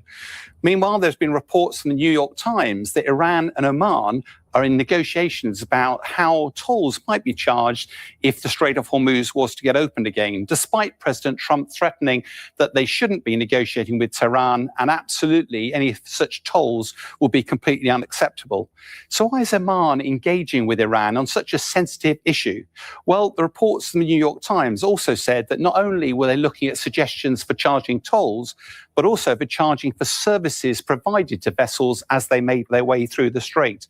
Now, the reality is that Oman didn't actually want to get involved in these talks initially, but of course, inevitably, this situation is rather more complicated than it might look from the top. So let's look under international maritime law. A nation is responsible for the waters out to 12 miles from its territory, from its coastline, and that's called its territorial waters. Now, it controls, therefore, anything in the air, on the surface or on the seabed out to 12 miles. Now, the only time that's complicated if another nation is within 24 miles of you, in other words, 2 times 12 miles, in which case a median line is drawn between the two. Now, if we look at the Strait of Hormuz, it varies in size between about 65 miles of width down to about 24 miles. So it really shouldn't be an issue at all. And you should be able to draw a nice simple median line down the middle that gives both Iran and Oman its territorial waters. Now, that would be simple were it not for one additional complication, is that the Strait of Hormuz is littered with lots of little tiny islands. We've shown a few of them here. Now, most of the ownership of these islands is disputed, but the fact is that Iran is a massive country. It doesn't need their territory. This is all about controlling the islands because under international law, territorial waters would start from the border of these islands that you own. And therefore, if we redraw, now a median line would be much, much closer to the Oman coastline and provide very limited opportunity for Oman to exercise any control over the strait. And therefore, Iran would have de facto control of the strait. In addition to that, if you look at these islands here and zoom in, most of these islands are very small. Most of them are very sparsely, if at all, habitated. But many of them have actually got airfields on and military facilities. And that's just an indication of how seriously Iran takes protecting these islands so that it can maintain control. So what are these talks about between Oman and Iran? Almost certainly is about who owns what and how you might manage the Strait of Hormuz once peace descends again. Meanwhile, across in Sweden, there are NATO talks being conducted. Marco Rubio, the US Secretary of State, has been very dismissive of these talks, saying that there's no chance of any tolls being charged. Let us now talk about the grotesque lie that is currently being cooked up in the Trump White House to justify what everyone can see is a planned new wave of attacks. With the diplomatic track looking increasingly barren, and with Trump facing a domestic political catastrophe over a war he launched based on a house of cards, the need for a new casus belli has become desperate. And so, true to form, the administration is reaching for the most cynical fabrication imaginable. Reports are emerging, planted in friendly media outlets, that the Iranian military is planning to target Ivanka Trump. Yes, you heard that correctly.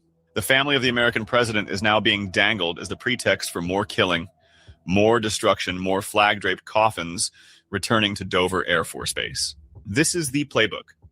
The same tired, rancid playbook that was used to sell the invasion of Iraq. Invent a threat, personalize it, emotionalize it, and then use it to drown out the voices of sanity, questioning why young Americans are dying for a geopolitical project that benefits only weapons manufacturers and a foreign power that has turned the U.S. Congress into its personal ait.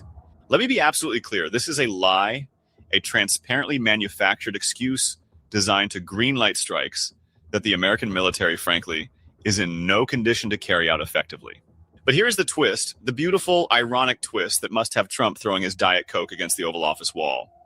The very Arab states that he counted on to provide airspace, basing rights, and logistical support for his next round of strikes are the ones now racing to Tehran to make amends. They have looked at the map, they have counted the 42 American aircraft reduced to twisted metal, and they have performed a cold, hard calculation. Betting on the American horse in this race is a losing proposition. Leading the pack is Qatar, a nation that has long played a delicate balancing game, but is now making its move with unmistakable clarity. Qatari negotiators accompanied the Pakistani delegation to Tehran, and their focus has been on securing passage through the Strait of Hormuz for their own tankers and cargo vessels, but it goes far deeper than that. It goes. Qatar is not just asking for passage, it is actively negotiating the terms under which it will pay the new Hormuz tolls, a system that Iran and Oman are jointly developing. The Qatari leadership is also discussing reparations, financial compensation for the damage inflicted upon Iran, using airspace and facilities that Qatar, to its credit, largely refused to provide during the initial phase of the war. This is not just diplomacy, this is penance, and it is being performed because Qatar recognizes that the balance of power in the Gulf has fundamentally shifted. And then there is Saudi Arabia, the big prize, the kingdom that was supposed to anchor the anti-Iran axis. The official Saudi press still parrots the old lines about appreciating Trump's diplomatic efforts, but do not be fooled for a second. Behind the scenes, Saudi envoys have been making secret trips to Tehran, trips so sensitive that even the mention of them sends the Saudi foreign ministry into fits of denial. The core of these clandestine meetings is a simple existential plea. Guarantee us safe passage through the Strait of Hormuz, and we will never again allow American or occupation forces to use our airspace or our soil to attack Iran. The Saudis have seen the footage of Iranian missiles slamming into the very infrastructure projects that are the centerpiece of Vision 2030, and they are terrified. They are terrified that the American security umbrella is riddled with holes, and they are now scrambling to purchase their own insurance directly from Tehran. This is not a minor adjustment of policy. It is a wholesale repudiation of the decades-long Saudi strategy of outsourcing its security to Washington. And just like Qatar, the Saudis are reportedly deep in discussions about paying the Hormuz tolls, effectively agreeing to fund the very Iranian infrastructure that will guarantee their own economic survival. Even Jordan, that stalwart American ally in the Levant, is making moves that would have been unthinkable 6 months ago. Jordanian officials have been secretly traveling to Tehran, carrying messages that can only be described as capitulation. The core of the Jordanian offer is this: any Israeli, any occupation aircraft that attempts to overfly Jordanian airspace en route to attacking Iran will be engaged. They will be shot down. Amman is effectively telling Tehran that it wants no part of any future war, and it is willing to take up arms against its former partners to prove it. This is not just a rebuke to Washington, it is a direct message to the occupation leadership that the air corridor they have long taken for granted is closing. The Arab street, the Arab governments, the very geography of the region is turning against the American Zionist war project. And while all of this unfolds, Iran's Foreign Minister Abbas Araghchi has been quietly ensuring that the broader arc of resistance remains unbroken. He sent a message to Sheikh Naim Qassem, the Secretary General of the Lebanese Resistance, and the contents of that message leave no room for ambiguity. Iran reaffirmed that it will always continue to support the Lebanese resistance, that this support is not conditional, not temporary, not up for negotiation. More importantly, Araghchi made it clear that any ceasefire in the region must include Lebanon. There will be no piecemeal peace, no attempt to isolate Iran, while leaving the Lebanese resistance exposed. This message was not just a reassurance to Beirut. It was a warning to Washington and to the occupation that Iran's strategic patience is finite, but its strategic depth is immense. The Lebanese resistance has absorbed the blows it suffered and has been reconstituting its capabilities. And Iran's commitment guarantees that this reconstitution will proceed regardless of whatever temporary agreements are reached on the nuclear file. Trump's current plan, the one that has him panicking on live television, is reportedly centered on a desperate gambit for what he calls a decisive victory, a massive, overwhelming strike package that would somehow wipe away the humiliation of the 42 lost aircraft and the daily toll of the blockade. Pentagon planners are said to be drawing up plans for expanded targeting, hoping that sheer volume can achieve what surgical strikes could not. But this is the logic of a gambler doubling down on a losing hand. Every missile launched at Iran will be met with a proportional response. Every base used to launch those missiles will be designated a legitimate target. And the Arab states now know this. They are not just refusing to cooperate, they are actively positioning themselves as shields between Iran and the American war machine. The Iranian military, for its part, has made it clear that it possesses the capability to strike any launch platform in the region, and the last 40 days of conflict have demonstrated that this is not an idle boast. The destruction of the F-35, the swatting down of the Reapers, the continued solidity of the Iranian command and control network, all of this points to a military that has been underestimated and is now rightly feared. Stay tuned, because the next 72 hours, as Iran's final response hangs in the balance and the American decision to either accept or escalate looms, could well determine the trajectory of this entire century. And you can be sure I will be here to bring you every development, unfiltered, undiluted, and without apology.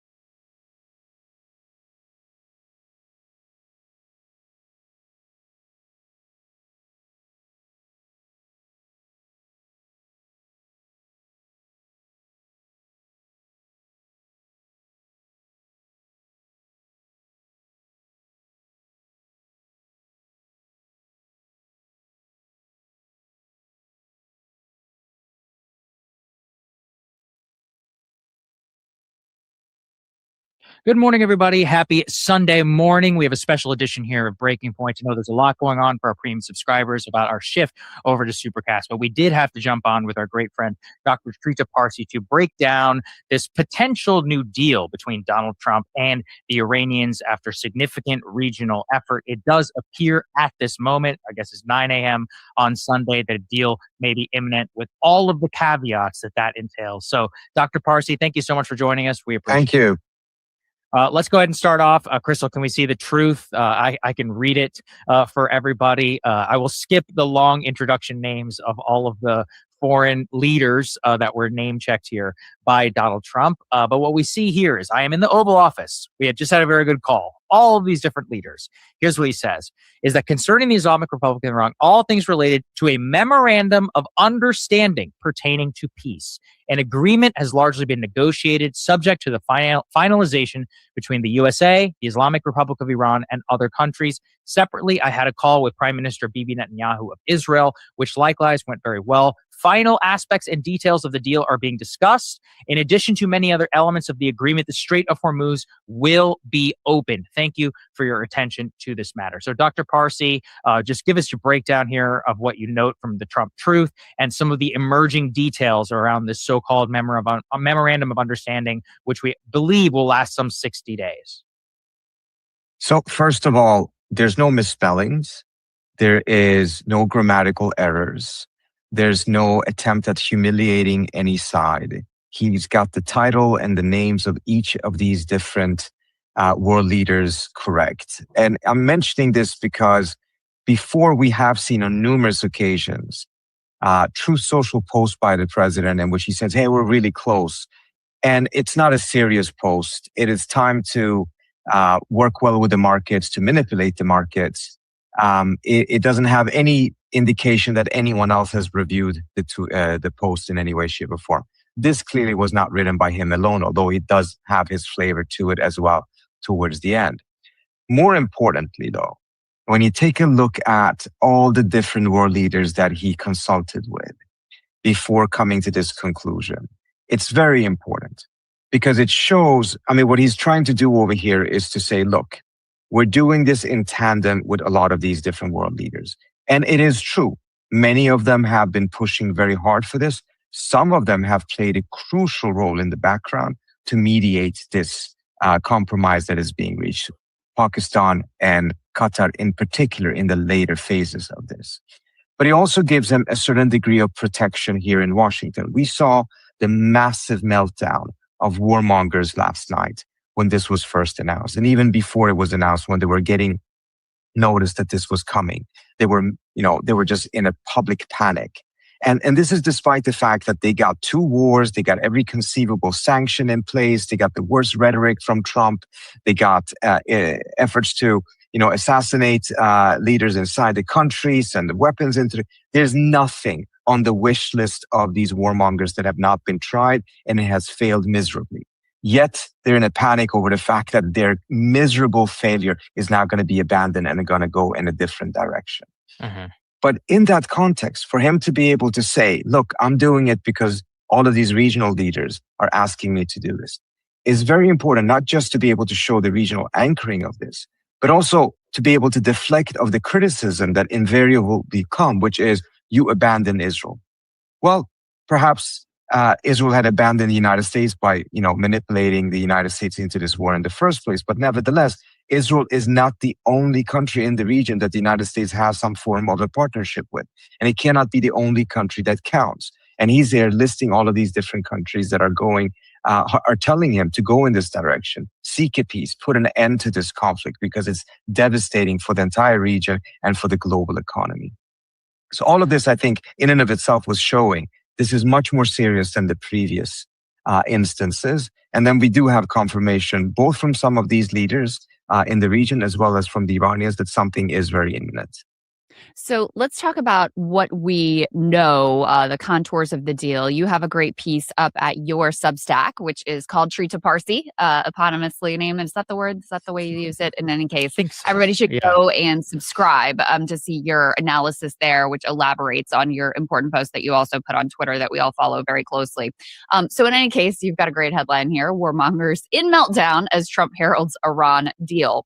And you talk about some of the reported details. You say the full details remain somewhat unclear, but according to reporting by Amwaj Media, much of which I've independently corroborated, the agreement entails a comprehensive cessation of hostilities, including in Lebanon, the gradual release of Iran's frozen assets, and an end to America's blockade of the blockade in the Strait of Hormuz. Maritime traffic through the strait would resume under joint Iranian and Omani oversight. Once these measures take effect, the parties would have an additional 30 days to negotiate a final agreement. That second stage accord is expected to address both the nuclear issue and the long-term status of the strait. Significant progress, however, already appears to have been made on the nuclear file, and as I understand it, broad principles for its resolution have largely been agreed upon. So both the Iranians and Trump saying that they are close to an agreement. We do not have official word yet. What are some of the sticky or thorny issues laid out in your piece here that could still derail progress? Well, I think the main problems are going to come in the second phase, because if we take a look at what this memorandum of understanding ultimately does, it really brings us back to where we were supposed to be when the first ceasefire was struck. It was supposed to be regional. Lebanon was supposed to be included. There was not supposed to be a blockade of the blockade. The strait was going to be open, but it will be under Iranian control for that moment. So we're going back to where we were supposed to be before FDD sold Trump on this idea of a blockade of the blockade, which then created all of these additional problems and further weakened the US's position. And then we have now, but on top of that, there's 2 other things.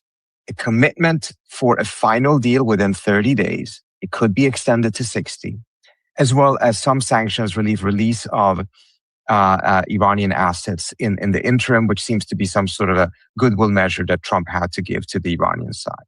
But the real test is going to come in the second phase, because that's when they're going to have to resolve the nuclear issue. The question of the stockpile is still one that is not resolved, although there's been movement in the right direction. That's going to be tied to a final resolution to the status of the Strait of Hormuz, which also is not fully resolved in this interim stage. So there's still a lot. And on top of that, I know 30 days is not a lot of time, but my God, it gives the Hawks plenty of opportunities to try to do everything they can to sabotage this deal. The one thing I point out, though, in my piece is that we may not see that high of a decibel coming from the Israeli side, from Israeli officials. You will have massive decibel, of course, from their proxies in Washington, D.C. But from the Israeli officials' standpoint themselves, they may have to choose to be a bit more careful. And the reason for that is that they are now entering into their election season.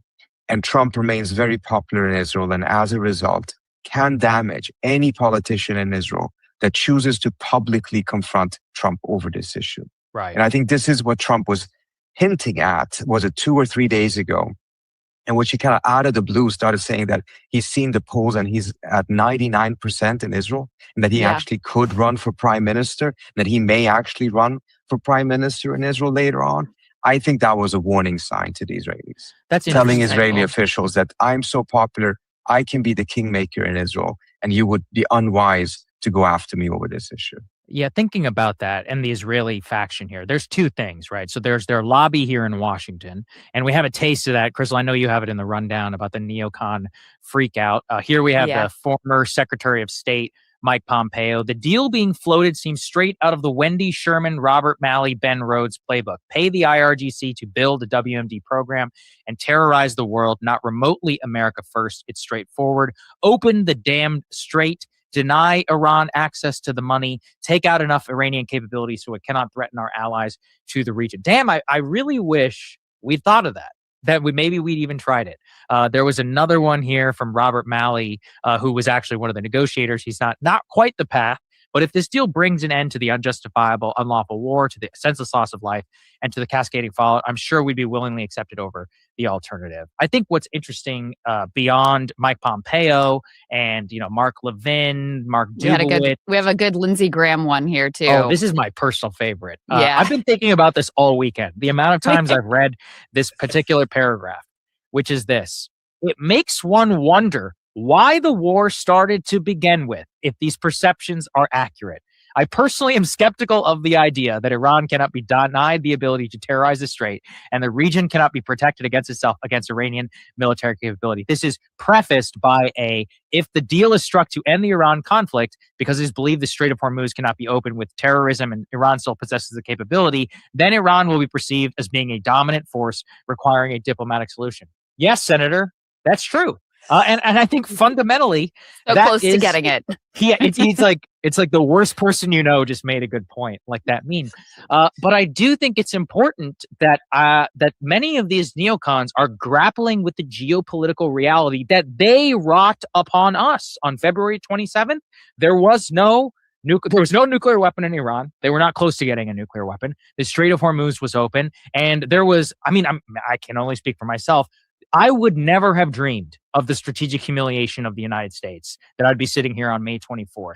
But they are the people who chose that. As you said in your opening comments, we tried everything they wanted. We killed their leader. We sort of flooded the country with weapons. We bombed the hell out of them. Absent, a full-blown bombing of their nuclear power plant infrastructure and a ground invasion, we did everything, even a naval blockade. And we're basically at a point where you're going to get a deal, which easily could have also been obtained on February 27th, minus the Strait of Hormuz. So I just think that watching this rhetoric escalate in the domestic Israeli lobby side, what they're going to hammer home is what we just laid out here about the humiliation of the United States. I mean, what is your expectation that this rhetoric will not move Trump away from this sort of deal, even though he has all these regional allies who are whispering in his ear in a different direction? It's going to be very tough for him because he's very sensitive to that type of rhetoric. So it really is crucial for him to recognize that he has to show that discipline of sticking to, he can't have it both ways. He's either going to have a deal or he's going to have total war. And part of the reason why he's going in this direction, and this is really important to understand. I was on this panel with Joe Kent 2 days ago and he made this point. I want to repeat it. If there was a military option for the United States that could turn the tables, that could reverse the situation in favor of the United States, Trump would have used it long time ago. Mm-hmm. The reason why he hasn't is because it does not exist. And it doesn't matter how courageous Lindsey Graham or Mike Pompeo or Mark Levin sound in their tweets. They're not the ones that are going to be fighting this war. They're not the ones that are going to be dying if they manage to convince Trump to go on the suicide mission. But he has had enough of a survival instinct here to recognize that despite the fact that he's issued threats of this kind, he's not actualized them because he knows it won't work. It will make the situation 100 times worse than it already is.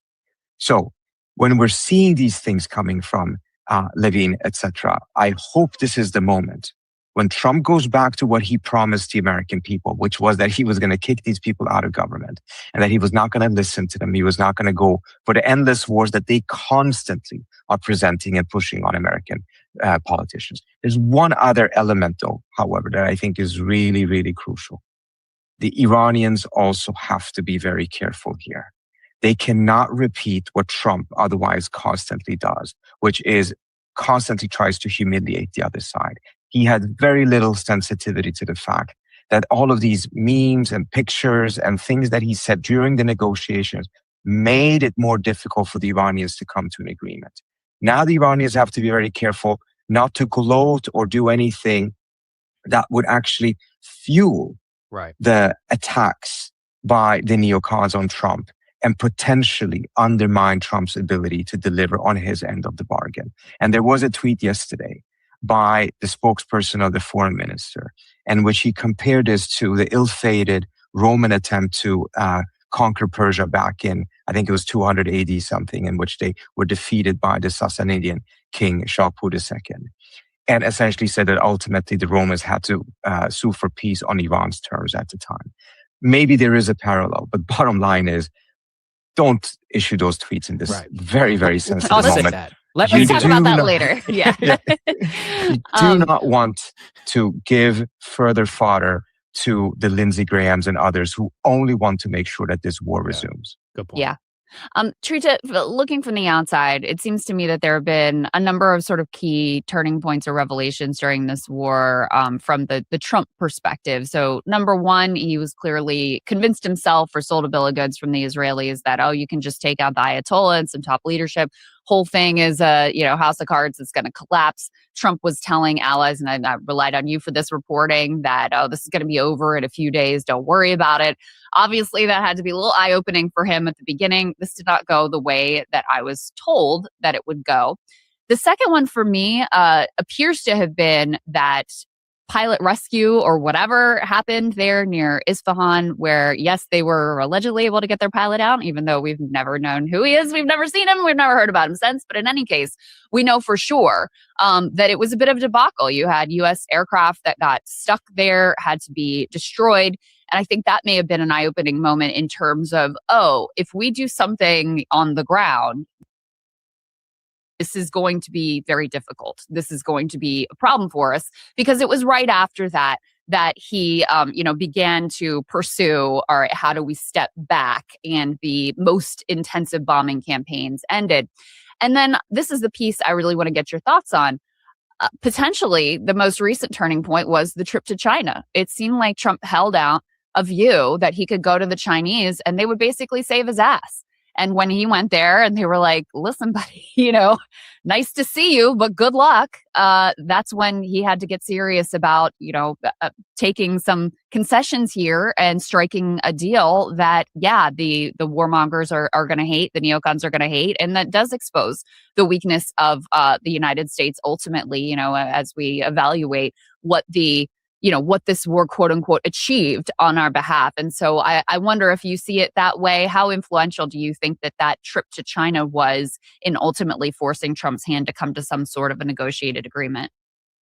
No, I do agree with you. Let me say something on the previous point as well, because you're absolutely right. We know very little of what happened. We don't even know the names of the pilots, but apparently Hollywood is already making a movie about it. I don't know if you guys saw the story. Oh, I know. Yeah. Amazing. The rights have been sold. They're doing a movie about something that we know nothing about. I don't know. Are they just going to make up the facts here, or what's going on here? So I thought that was quite fascinating that Hollywood is already on top of it.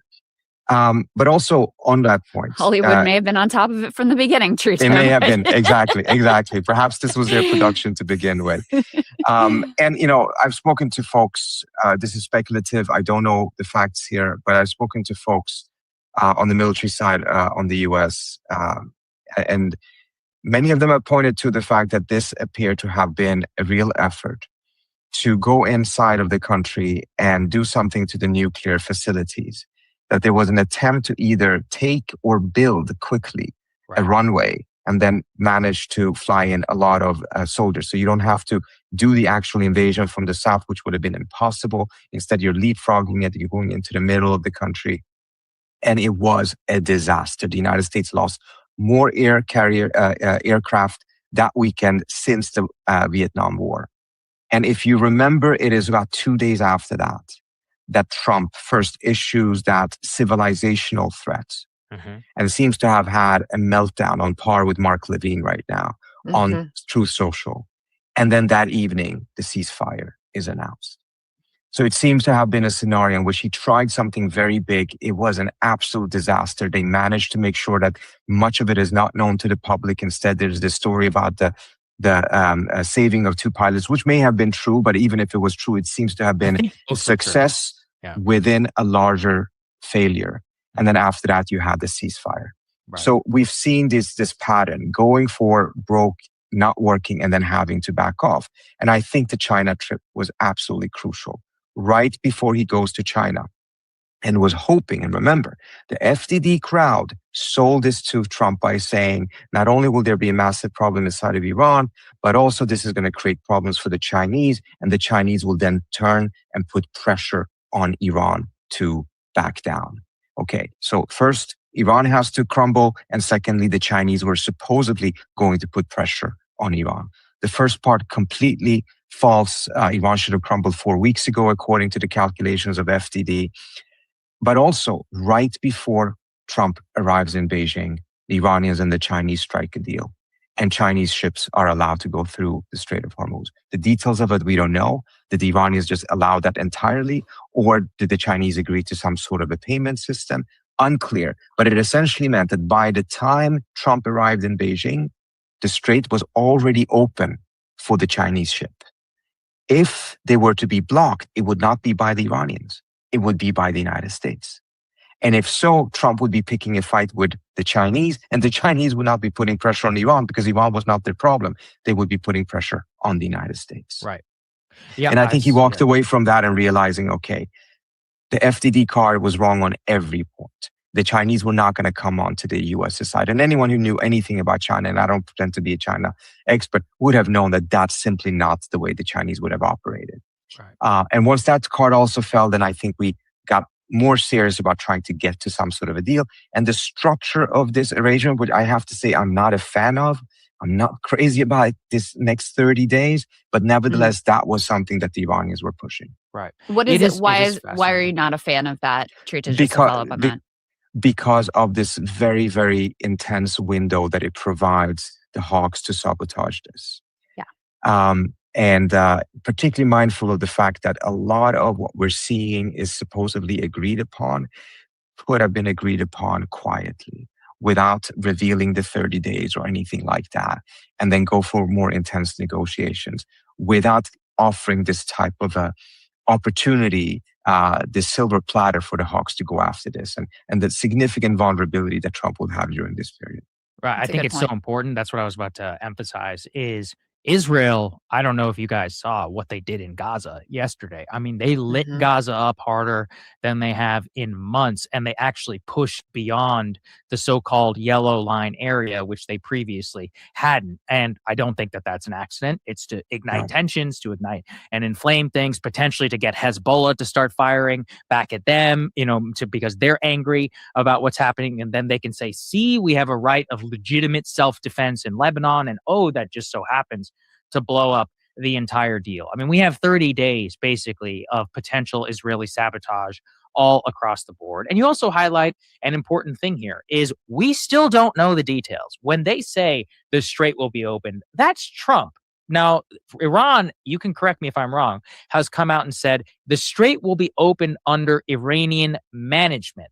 I have no idea what that means. Maybe it's no toll, or they have the ability to close it if they want to. Obviously, I hope it's the latter. But in terms of how will we see oil and natural gas resume normal flow through the strait over the next 30 days? I don't think so. And so the economic kind of cliff over all of that seems very, very precarious. That's actually my last question to you is the Iranians seem absolutely hell-bent on there will be control over the strait. Now, control can mean a lot of different things. In your expectation, Does it look like a toll management with Oman? Does it look like a latent deterrent, basically like a nuclear weapon would be, in terms of we can do this anytime that we want? How serious are they about exerting their control over the strait?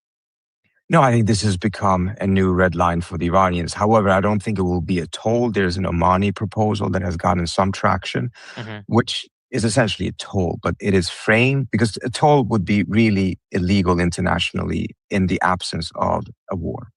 Instead, it will be an environmental management fee in which countries are paying because there's such a high traffic in that strait. And this would then be collected by Iran and Oman. However, the US position is one in which they're not crazy about this idea. They prefer it to be regionalized. So it's not just Iran and Oman, but also the other states in the GCC. That would give the Trump administration the ability to say it's not the Iranians controlling it. This is the region. It's their region, and they've decided to do this. And, it's just a management fee. And we can one way or another live with that. So I think, and again, so this issue is not entirely resolved. It will be resolved as part of the 30 days. I don't suspect that the Iranians will give up a degree of control at all. And they can reassert that if there's war again. But there's also another element here, which is part of what the Iranians wanted to do with the control of the strait was that they wanted to force other countries who had left the Iranian market because of US sanctions to now have no option but to trade with Iran again, because they would have to pay these fees to get the oil. Perhaps they're not buying anything from Iran, but they're still buying the oil and the gas and whatnot. And as a result, they would need to have that transactional relationship with Iran financially.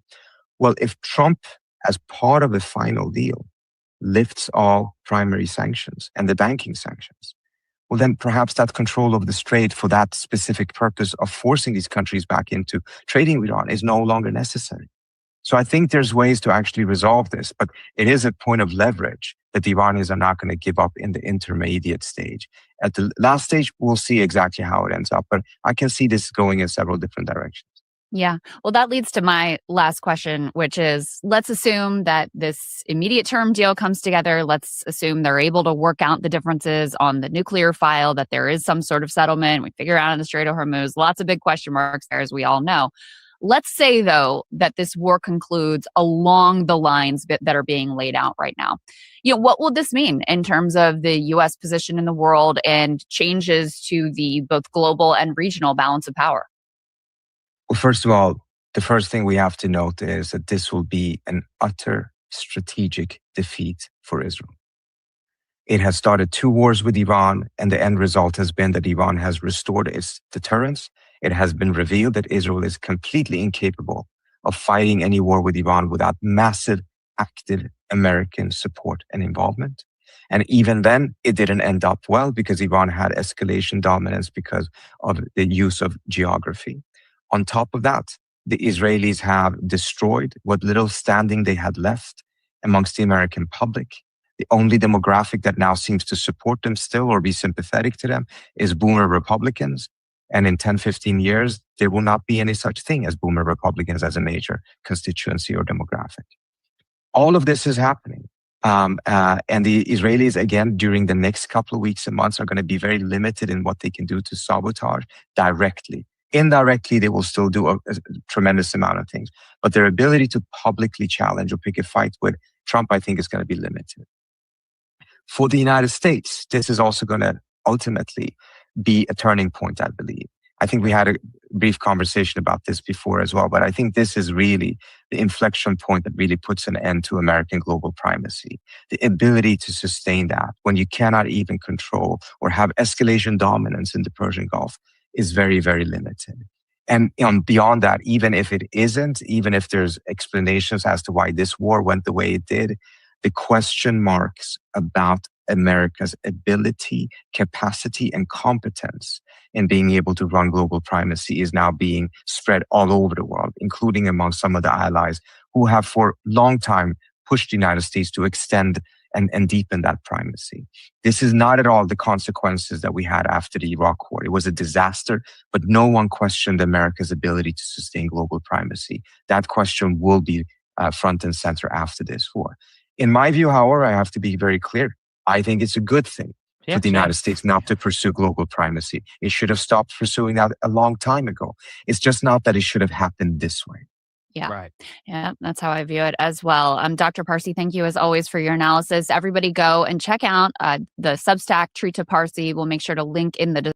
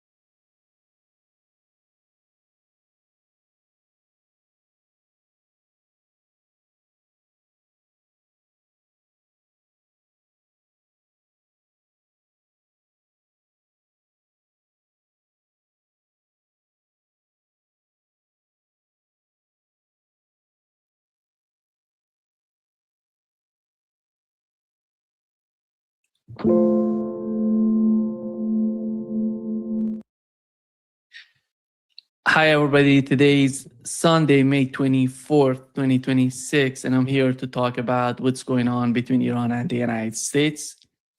And we had some sort of negotiations. As you know, yesterday and the day before, the Pakistani government tried to do everything to negotiate, to send the messages from the United States to Iran, from Iran to the United States. We had Qatari delegation going to Iran, talking with Iranian officials.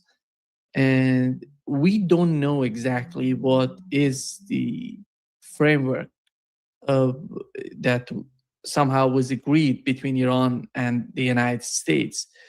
And there are various reports coming out. One of them is the Axios, what Axios reported just hours ago. And I want to go through all of these points that Axios mentioned in this report. And they say it's going to be a 60-day ceasefire extension between both sides. So this is nothing new. We had the ceasefire, so-called ceasefire, which wasn't the ceasefire. And the second point is about the Strait of Hormuz. And it says that the Strait of Hormuz, reopening of the Strait of Hormuz with no tolls. Is it possible for Iran to accept that?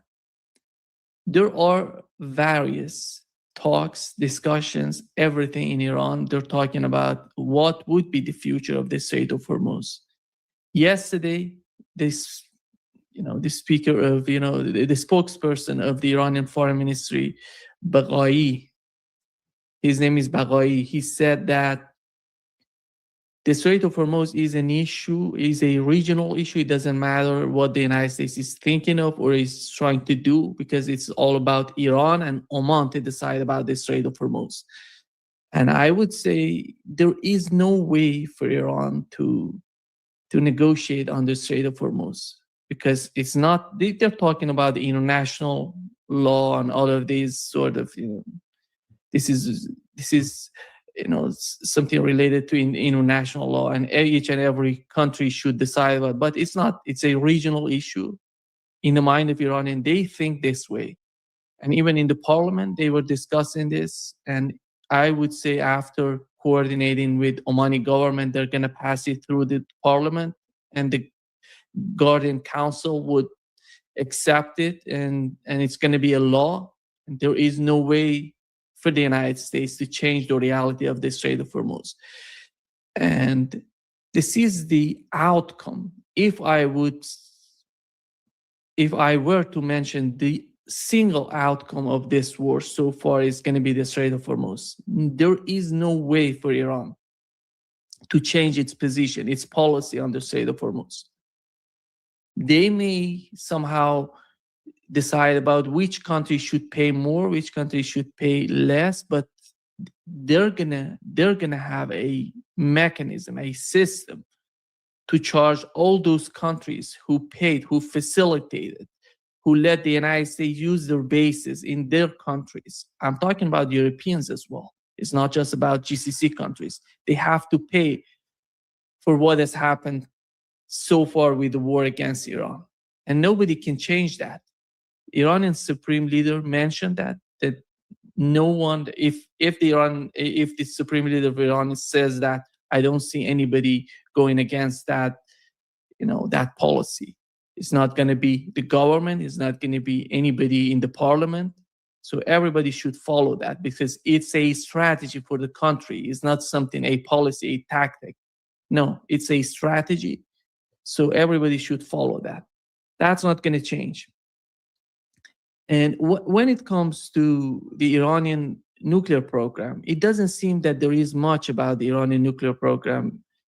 You remember what it was before this document coming out in Axios. It was a 3-step sort of plan proposal on the part of Iranians. The first part was to end the war on all fronts. And in that proposal, they basically were talking about the situation between Israel and Lebanon. Today, in this new document, Axios mentions the last point. It says the end of Israel-Hezbollah war under the framework of the agreement, but Israel preserve freedom of action.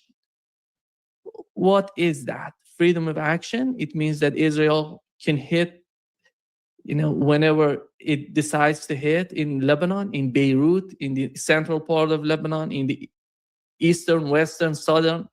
They're hitting each and every day, the southern part of Lebanon. Just today, they announced a list of 10 cities and villages, and everybody should evacuate those villages, those regions. But they were bombing these cities and villages before. And right now they announced a list of those cities, but everybody knows they were hit before. So it doesn't matter if they want to officialize or they mention these cities should be evacuated. That doesn't change the reality between Israel and Lebanon. I don't see Donald Trump being able to change the Israeli mindset in the region. Maybe with the case of Iran, they can do something because Iran is different. And Israel is not going to be able to go against Iran without the United States. That's the reality. But with the case of Lebanon, they're going to continue attacking Lebanon, destroying cities, villages, killing civilians. This is the manner. That's why they mention they have to have the freedom of action. The freedom of action means that there is no ceasefire. That's it. You cannot call something, we had the same thing. You remember in 2024, there was a ceasefire between Israel and Lebanon. And nobody in Israel cares about those things. This is official, something on paper, but in reality, practically, they're doing something else. They were hitting Gaza. There is a ceasefire, but they're hitting Gaza, West Bank, everywhere. There is no war between Israel and Syria, but they're attacking Syria. They're bombing Syria. This is Israel. This is the reality. The new norm in the Middle East by Israel, supported by the Trump administration. And before the Trump administration was the Biden administration. And we have to remember, there is no difference between Democrats and Republicans when it comes to the Middle East. Anthony Blinken is the same as Marco Rubio. I would say even worse. Anthony Blinken was worse because he went to Israel, he didn't say that I am the Secretary of State of the United States. He said, I am a Jew here. I'm here to help you to destroy everything, to bring the leverage to Israel. So this is the reality. It doesn't matter who's going to be the president of the United States today, tomorrow, and the day after tomorrow. They're going to have the same idea, the same policy to let Israel, provide Israel with bombs, cruise missiles, ammunitions, everything to destroy the vicinity, to destroy these countries. Because Israel, the agenda is the greater Israel. Israel wants to expand. Israel wants to be greater. The greater Israel is defined by capturing the land of other countries. It's about the southern part of Lebanon. It's about the southern part of Syria. It's about the entire Gaza Strip. It's going to be the West Bank. There is no West Bank. Look at the map, you see nobody would argue that there is a West Bank or PLO or Mahmoud Abbas, Abu Mazen. Who are these people? They have their little houses, they're living there, and they don't care about the vicinity, they don't care about their people. This is the reality that Israel wants. And Israel doesn't have any sort of problem to absorb these people in Israel, in greater Israel, and let them live, as a second-class citizen in Israel, because this is the reality of today's Israel. So this is what's going on, in my opinion, with Lebanon. And the problem of Israel is that Lebanon is not going to be like, Syria today. Syria can bend, because they have that. It's just unbelievable what's going on with Syria. Al-Jolani is receiving perfumes from Donald Trump and posting on X that he has received those perfumes, beautiful. And the guy was a head chopper right now. It seems that he's in a relationship with Donald Trump, receiving perfumes. This is unbelievable. Just imagine what was Syria before this sort of chaos with Assad government. And those people who were chanting outside of Syria, those Syrian people, let's go, let's liberate Syria. Where is Syria today? This is the reality that Israel is seeking for. Israel is not happy with Al-Jolani. Israel loves the chaos out of these people in that region. They want chaos. They made it in Syria. That's why they can go little by little, go to Damascus. But the case of Lebanon is different. And Hezbollah is not going to get weaker. Hezbollah going to get stronger. Hezbollah is part of the acts of resistance.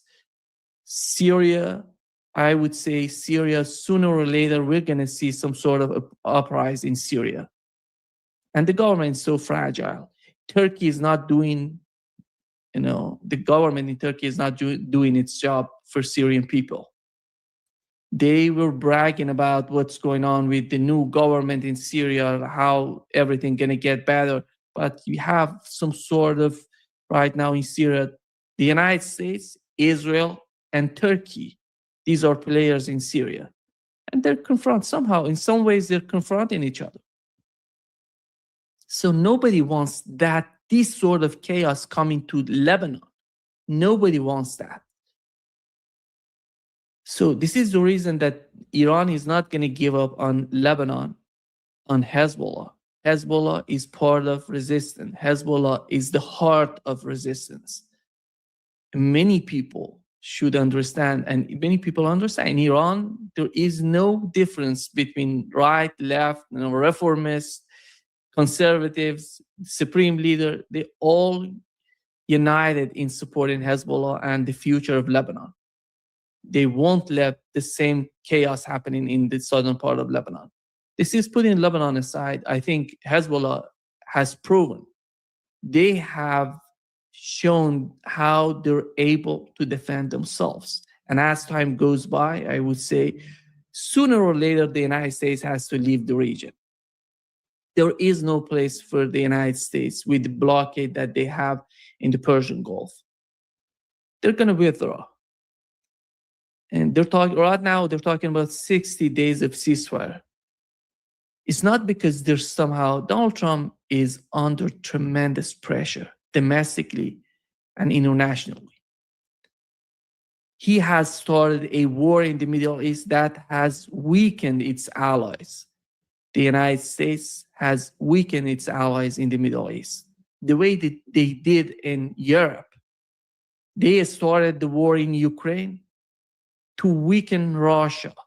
Today, as Politico reported, look at the economic growth of these three important countries in Europe: France, Germany, and United Kingdom. They're all less than 0.5, 0.6, something like that, 0.7% of growth. This is the reality of what's going on in Europe. After 4 years of war, and we learned yesterday what has happened. I'll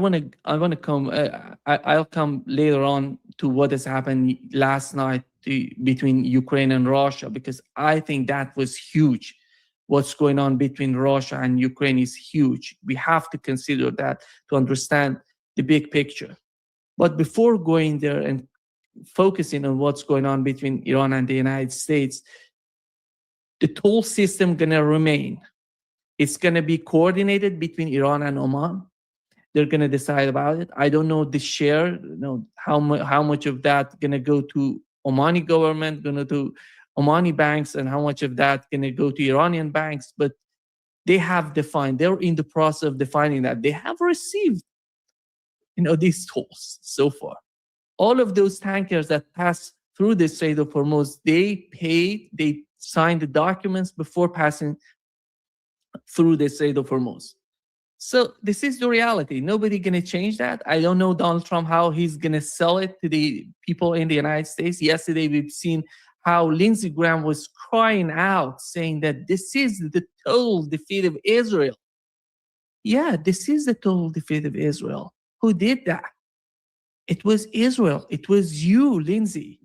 You did that. You were advocating for this war. Nobody wanted this war. Iran was negotiating with you.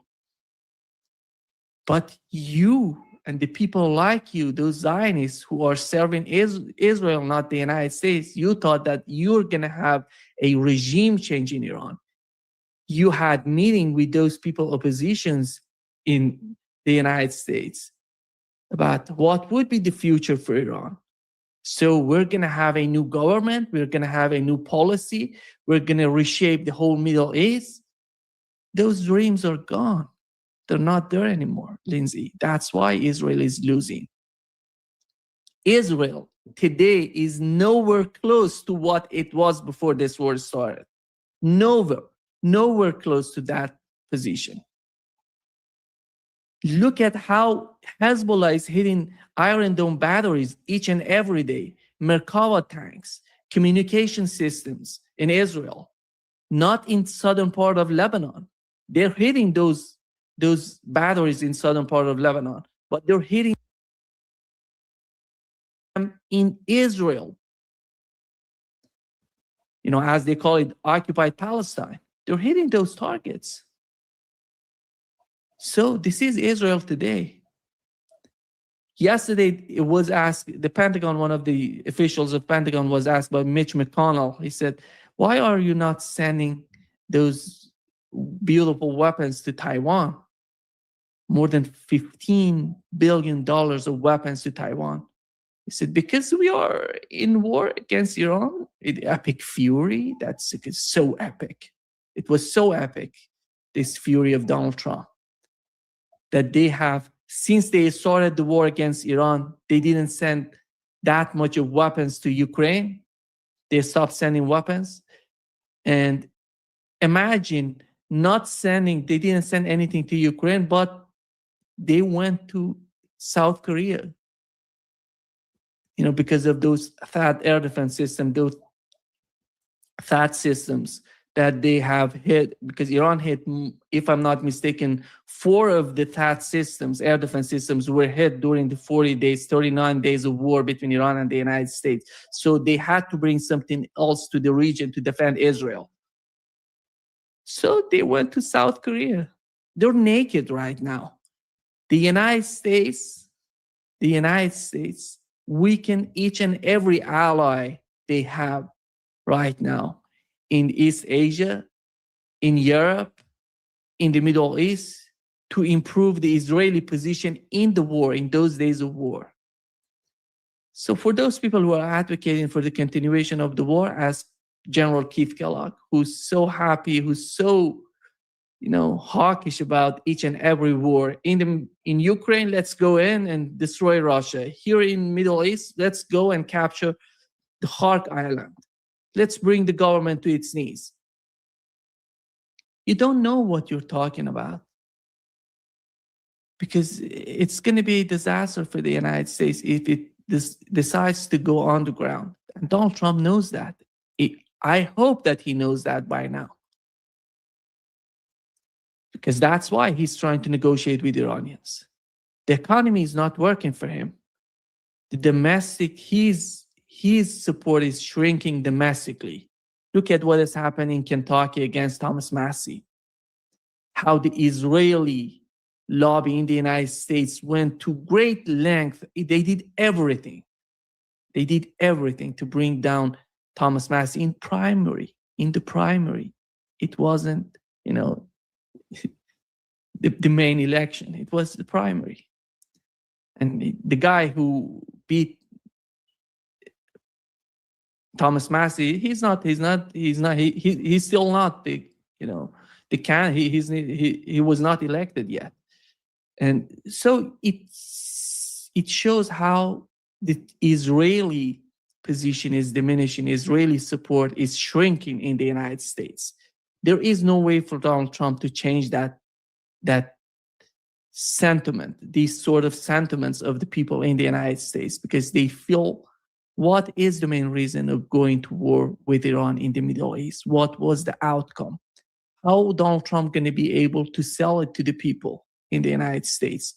That's going to be his problem. Nobody seems to care about that in Iran. They're not going to do anything to help Donald Trump in the United States. So they have to come out and say, we have to reopen the Strait of Hormuz without any toll. Nobody should pay tolls. And it's not for the United States to decide about it. I'm repeating that. I would say it's going to be a regional issue. It's going to be between Iran and Oman, and no one else going to participate in that. They don't care about Qatar, Saudi Arabia, Kuwait, UAE, all of these GCC countries. That's the end of it. When it comes to the Iranian frozen assets, which one of the points in this, in this proposal, in this sort of document that Axios put out, it seems that the United States is offering Iran not lifting the sanctions on Iranian economy, but somehow lifting or reducing the sanctions on Iranian energy sector. This is the same thing that has happened, when the war started. You remember when the war started and we had a huge repercussions of war on the global economy. Then the United States decided to lift the sanctions on Iranian energy, Iranian oil and gas, and Russian oil and gas, which is in place for Russia today. And it seems that they're offering the same thing to happen by this document. And the frozen Iranian assets, this is not the assets of the United States. Just to imagine how unjust and brutal is the international law under the dominance of the United States. They have put sanctions for more than 46 years on Iranian economy. And these frozen assets outside of Iran is because of those sanctions, because the governments who are receiving Iranian energy, Iranian goods, Iranian everything, they're receiving something from Iran they cannot pay back. So they have these frozen assets in those countries like South Korea. Some of those assets of South Korea are in Qatari banks. So these are not assets of the United States to decide about. But they're talking about they're going to release those assets. That's good after such a long time. Nobody gonna object that in Iran. People or the government will be happy to receive those frozen assets. But that's not going to change the reality of the war. The war, the outcome of the war is, the reality is that the United States lost the war. The United States couldn't do regime change. They couldn't do regime change in Iran. The new leadership in Iran, I would say, they know,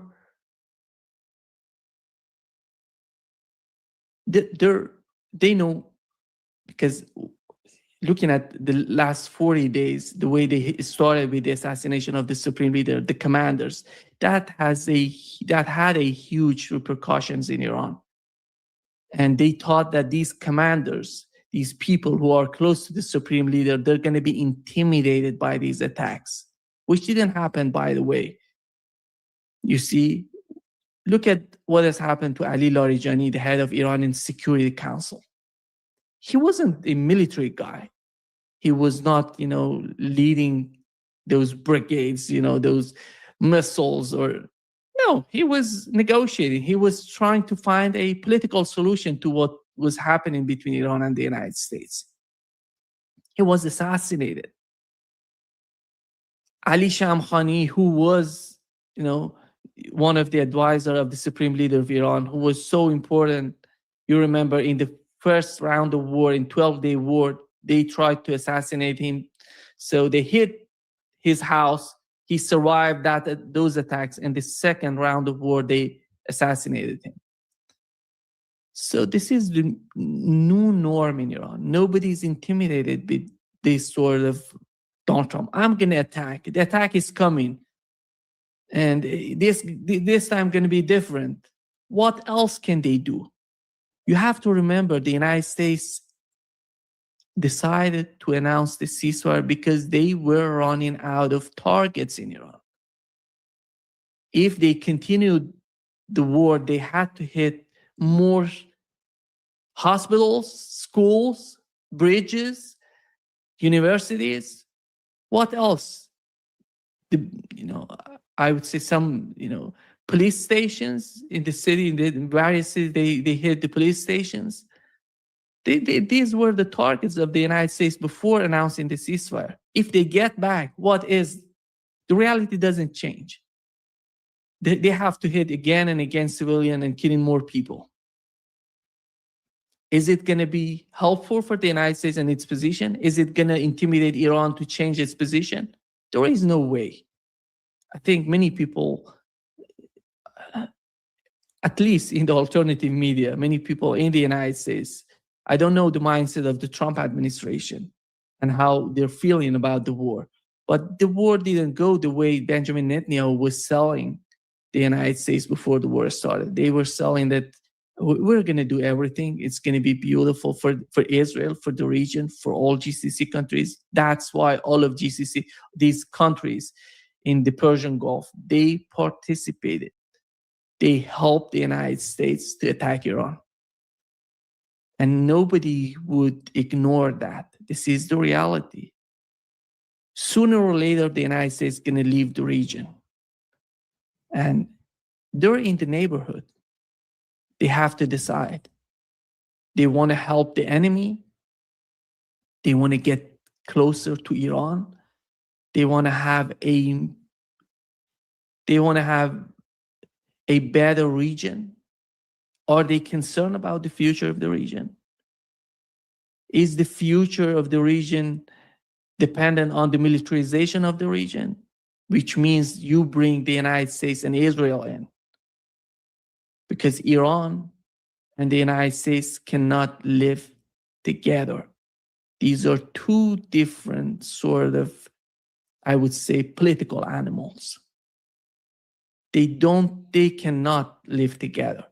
Because the United States is not the United States of America, it's the United States of Israel. This is the way that Iran sees the United States today.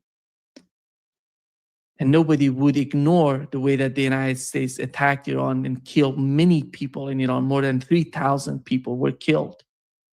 The civilians, the casualties. Nobody would ignore that.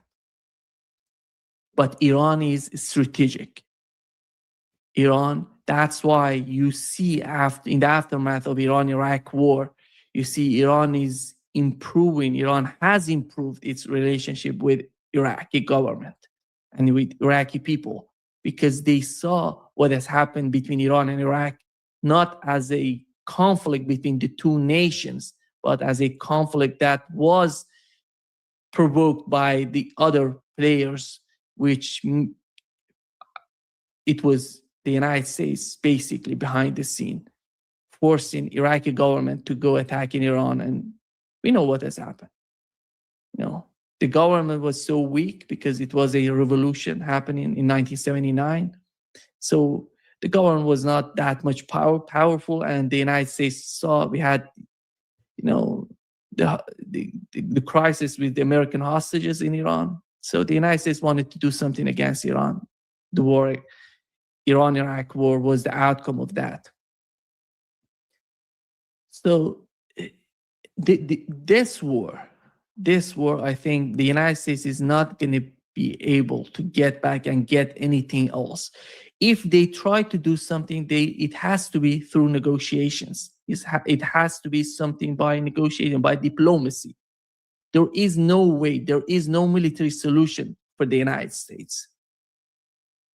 I think this is the reality that the Trump administration is somehow understanding, is getting there, is somehow is perceiving.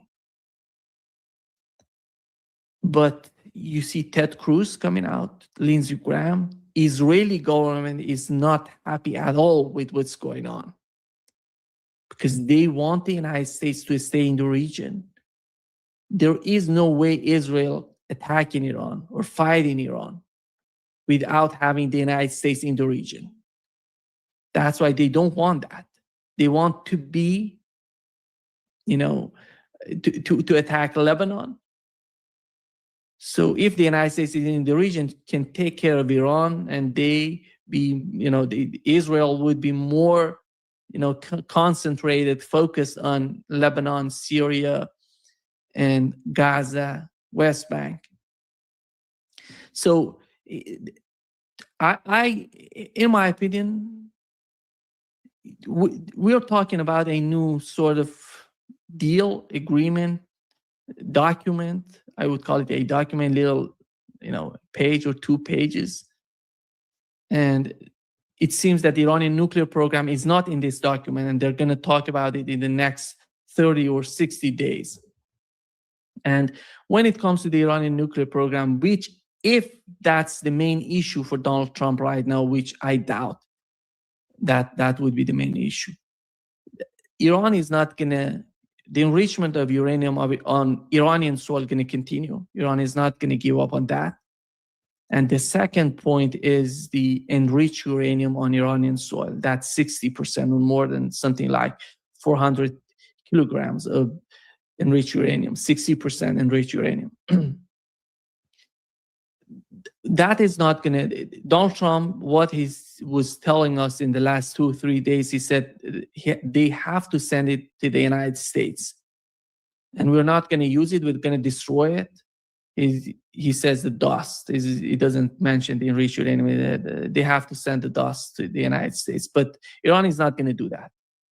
If they do something, it's going to be the way it was before the war started. You remember, Iran has agreed to downgrade or downblend that 60% on Iranian soil, not outside of Iran.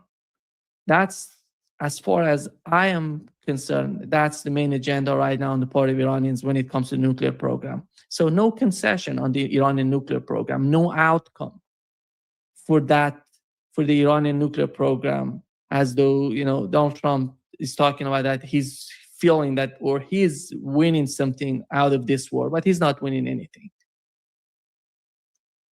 The Strait of Hormuz is gonna stay in the hand of Iranians. I don't know if the United States would release the frozen assets of Iran. I really doubt the United States would do that. But they may do that under the Trump administration. It's unpredictable. The whole administration is unpredictable. But when it comes to the sanctions, part of the sanctions when it comes to lifting of sanctions on Iranian energy to sell oil and gas, something like that, they can do something about it. But deep roots of the sanctions are in Congress. Without Congress, the Trump administration is not going to be able to do any sort of substantial or meaningful change in the policies of sanctions against Iran. And I don't see that happening.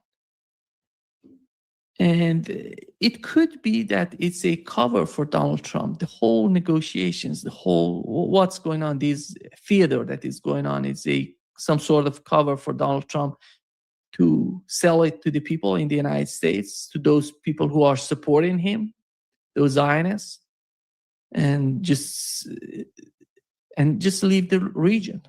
The blockade is so costly for the United States. Donald Trump says that we are in control, in full control of the Strait of Hormuz. On Friday, he said we have the full control of the Strait of Hormuz with the blockade.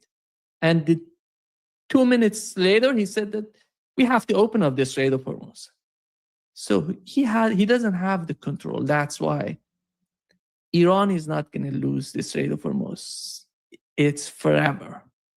And I would say this is the main point for Iranians right now. And how is that going to change the reality of GCC countries in the region? Because since the war started, they have been sacrificing a lot, because this was supposed to be 4 days or a week. But this war is taking just more than, it's 2, 3, 4 months. And right now they're talking about more 60 days of ceasefire, and nobody knows the blockade. And the other point that is important, that the United States said that during the negotiations within the framework of 60 days, the United States, the forces of the United States, the army, the presence of the United States in the region going to remain there in the vicinity of Iran, close to the Iranian borders. So it's somehow, they're going to have the blockade, something like blockade. They're going to, we're going to have some sort of confrontations. It's maybe some sort of escalations, because that doesn't mean anything meaningful for GCC countries. Because right now it seems that the Trump administration is receiving a lot of pressure from GCC countries, because they cannot sell oil, gas, fertilizers, all these, things that run their economy. So they see the United States is selling everything, and they're losing the market. And they have to do something about it. So if they decide to withdraw the blockade, it's going to be because of GCC countries and all these pressures going to the Trump administration. This is one part. And I am not optimistic. I didn't change. I don't change my mind about the ceasefire. I think finally, no sanctions going to be, no meaningful sanctions. They're not going to lift any sanction on Iran. The United States frozen assets going to be it's going to be a fraction of the frozen assets. It's going to be nothing meaningful. It's going to be just, I don't know, $10 billion of frozen Iranian assets, something like that. Is that meaningful? No. Is that going to change the reality? No. And this is on the part of the sanctions, and I don't see that much of change. The United States is going to, after all, if they want to put an end to the war, Donald Trump has to decide about it, just leaving the region without achieving anything. He's not going to achieve anything. And the Iranian nuclear program is going to be the same as it was before this war started. The negotiation is going to be of the same nature, and the same sort of people, the same sort of mindset, the strategy going to be on the table on the Iranian part, talking with the United States. That's all. And what has happened in the Middle East, that Iran understands that Europe going to be more dependent on Iran right now because of the Strait of Hormuz. GCC countries going to be more dependent on Iran. We have not only oil and gas, fertilizers, we have these cables, internet cables passing through the Strait of Hormuz. Iran has a lot of leverage right now with the Strait of Hormuz. This is the nuclear program of Iran. People should understand that. And I think Iran doesn't need to go after nuclear bombs. This is the understanding on the part of Iran. Iran has weapons. I don't know how much of it, but the other day I was reading Iranian Persian media. They have something bigger and more with less, killing less people, innocent people, but having the same sort of damage. They have these sort of bombs. The same bombs that with the same sort of impact or greater impact than the nuclear bombs, but killing less civilian, innocent people. They have those sort of bombs, like something like Oreshnik, I would say. They have something like that. They didn't use it. They used those old 15, 25 years old ballistic missiles in this war against the United States and Israel. So they're so much comfortable with the position they're in right now, militarily and strategically. But when it comes to the economy is under pressure. And they know this is the sacrifice that you commit for a strategic gain, for a strategic, for a greater strategy that you have in your mind. And the people in Iran right now understand that. There is no, you remember before the war started, we had this, protests, then riots in Iran. Those are gone. Those days are gone. Because the enemy right now for Iranian people is Israel and the United States. And the friend of Iranian people is its army. Iran has no friend. As Russia said, I think what Russia said during the war against Ukraine was so beautiful. And the only ally of Russia is its army. No one else is ally of Russia. All these countries, we know that this is the reality of the war. The only ally of Russia was its army. And Iran, the people in Iran are learning that through this war of aggression against Iranian people, which killed, destroyed the lives and, many infrastructure in Iran. Many infrastructures. They hit the pharmaceutical plants in Iran. Who does that? This is the enemy that doesn't like you, that hates you.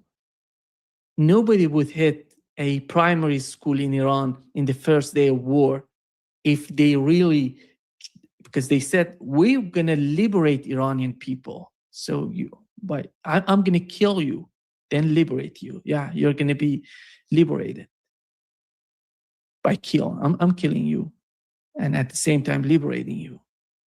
And people understand that. I think the reality of today's Iran, for those people who are advocating, in the mainstream media in the West, we have multiple Iranian experts for many years, Iranian expert to various institutions in the United States. Iran does that and that. Iran is weak. Iran doesn't have that much of power. They're internally, the society is collapsing from within. And these people are the same people who are today saying, no, Iran is strong. Iran is getting stronger. The same people before this war started, those Iranian experts, saying that Iran is weak domestically. Society is collapsing. The economy is collapsing. IRGC, nobody likes IRGC. People hate IRGC. People in Iran hate, the Iranian army. They want democracy. They want, freedom of speech, human right, and those sort of nonsense they were selling, these liberal puppets, in my opinion, were selling to American media. And right now they're learning something, not about those experts outside of Iran, those Iranians in diaspora. I would say it wasn't all Iranians in diaspora. It was something like 10% of those people.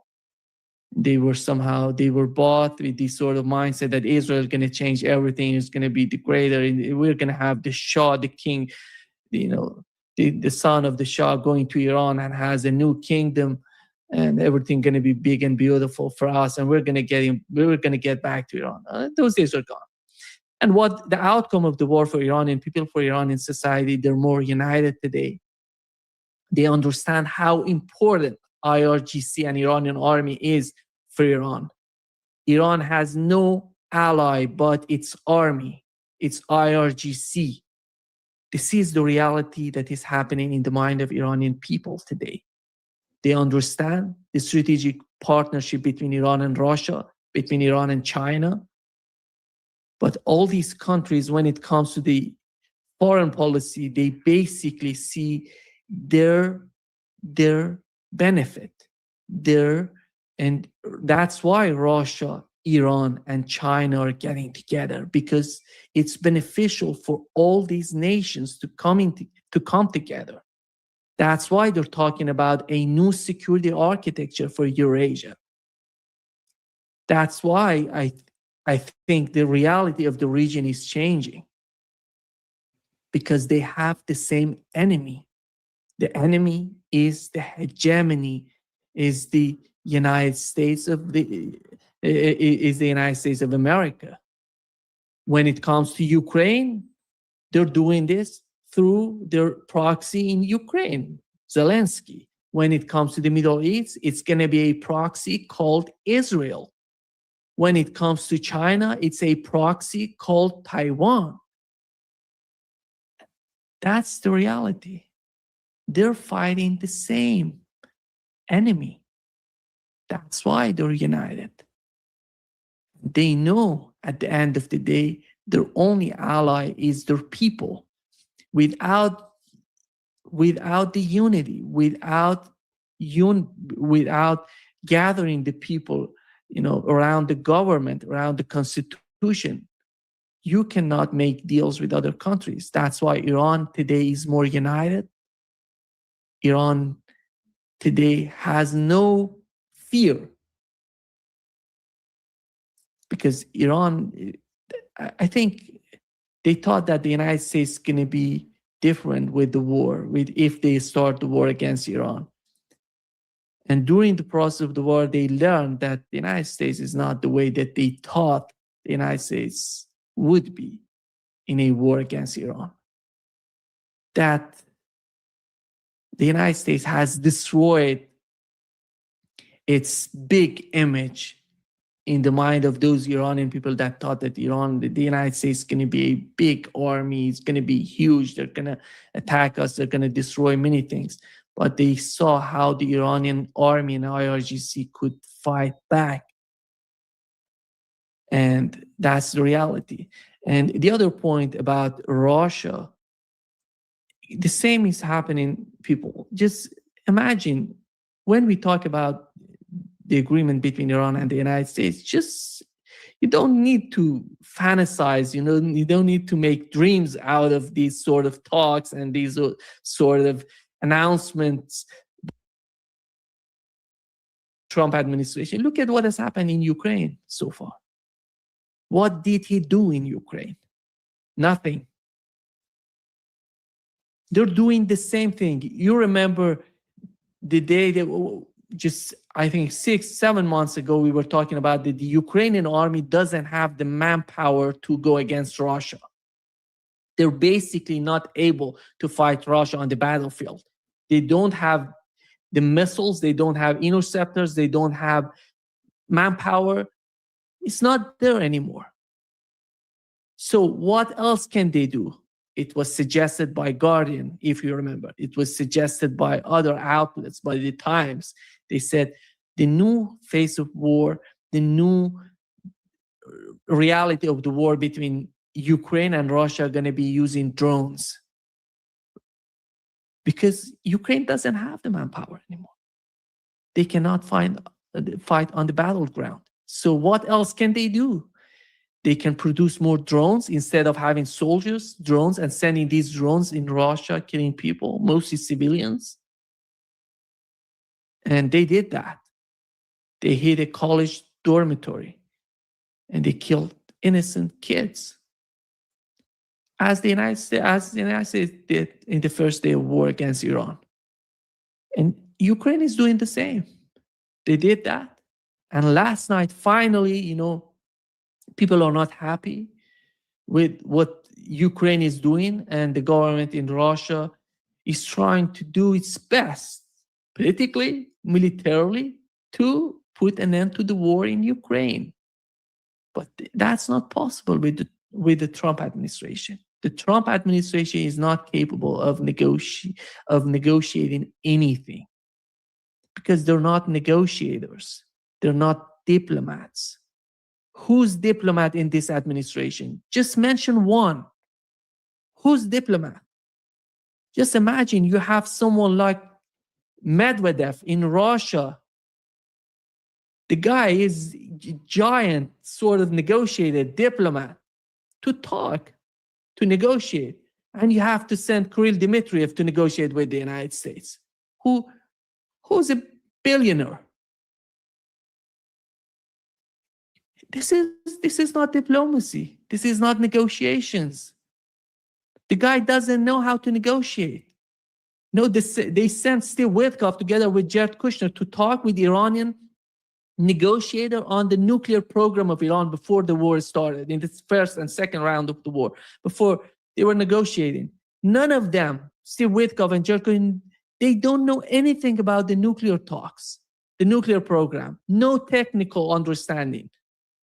They don't know the basics of negotiations. So how can you achieve anything negotiating with these people? That's why Russia came to, last night, finally, we've seen that someone like Vladimir Putin, who is so cautious, I would say I have never seen a leader so patient as Vladimir Putin. The guy is so patient. He's so patient. And last night, finally, we've seen he's using, Russia using Oreshnik missiles to hit targets in Kiev. It seems that they hit 2 military industrial complexes, or some regions that were producing, weapons. And they hit some symbolic places in Ukraine, in Kiev, but their main targets were those locations that are related to the production of drones. I don't know, some sort of missiles, weapons for the Ukrainian army. And again, in the response, they're not going to hit civilian. They're not going to kill people, because they know they're fighting the Ukrainian government. They're fighting Ukrainian army. They're not willing to kill Ukrainian people, civilian people in Ukraine. And this is the reality. And do you think that's going to change? I've mentioned that before. They were asked, Mitch McConnell was asking Pentagon, why are we not sending weapons to Taiwan? He said, because we are involved in a war in the Middle East against Iran. We don't have it. We have to produce those. You cannot send the money. The money doesn't make, let's put $15 billion of money budget for Taiwan. Is that going to be, transformed into weapons overnight? No. They have to produce those arms.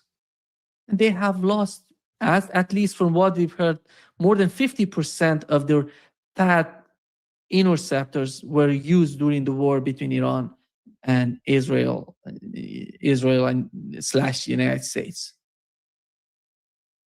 So how long does it take for them to produce these weapons? How long does it take to send them to Taiwan? China is not in a rush right now when it comes to Taiwan. China saw what has happened in Ukraine, what is happening in Ukraine. China saw what has happened in the Middle East. So they know that the United States is not the way many people thought it is against. And the only point that they're mentioning right now, that China doesn't know how to fight. For such a long time, they've been in no war for such a long time. They don't know how to fight. They don't know how to use their weapons. But people, believe me, the reality of the war has changed. In Ukraine, we've seen that.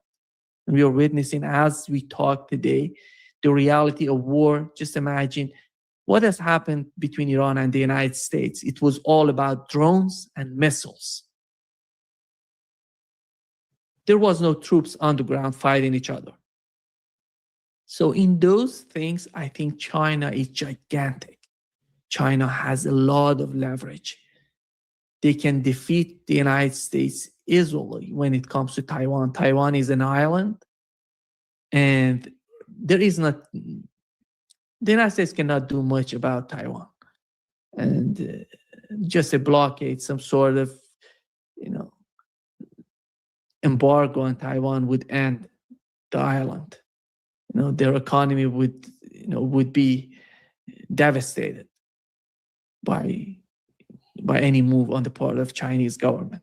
And the United States cannot do anything. Look at what the United States did for GCC countries, nothing. That's going to be the same. Nobody would believe that's going to be different if tomorrow something happens to South Korea, to Japan, or to Taiwan. The United States is going to be in the same sort of, position. What has happened in the West Asia, what has happened in GCC countries is revealing, is the reality of the United States. The other point for the United States, I would say, would be Cuba. Cuba, they try to do the same as they did in Venezuela. Cuba is different. The society is different. People are different. People are so tough, by the way, in Cuba. The government is much tougher. And I don't know if they can achieve something by negotiations, if they could do something by negotiations, that could do something in favor of the United States. But if it goes down to the military sort of operations, that's not gonna end well for Donald Trump. As the president of Cuba said, it's gonna be a bloodbath. And let's see what would happen. And I don't see any sort of change between Iran and the United States. The war is going to continue. Israel going to have the same attitude. They're going to attack each and every country in the region. Right now, the difference is that there is no red line for Israel, for Iranian anymore, because Israel has crossed all those red lines. Today, any moment you can see a drone, a missile going to Israel to hit some targets in Israel. This is the new reality, the new norm that Benjamin Netanyahu brought to Israel. He wanted to make the greater Israel by, I would say, it doesn't matter how Israel is bombing other countries. Israel is not going to achieve anything by these bombings. And all those villages, all those cities in the southern part of Lebanon that were destroyed, they're going to rebuild all of them, better than before. This is the new power of the axis of resistance. The axis of resistance is more united, is stronger than before.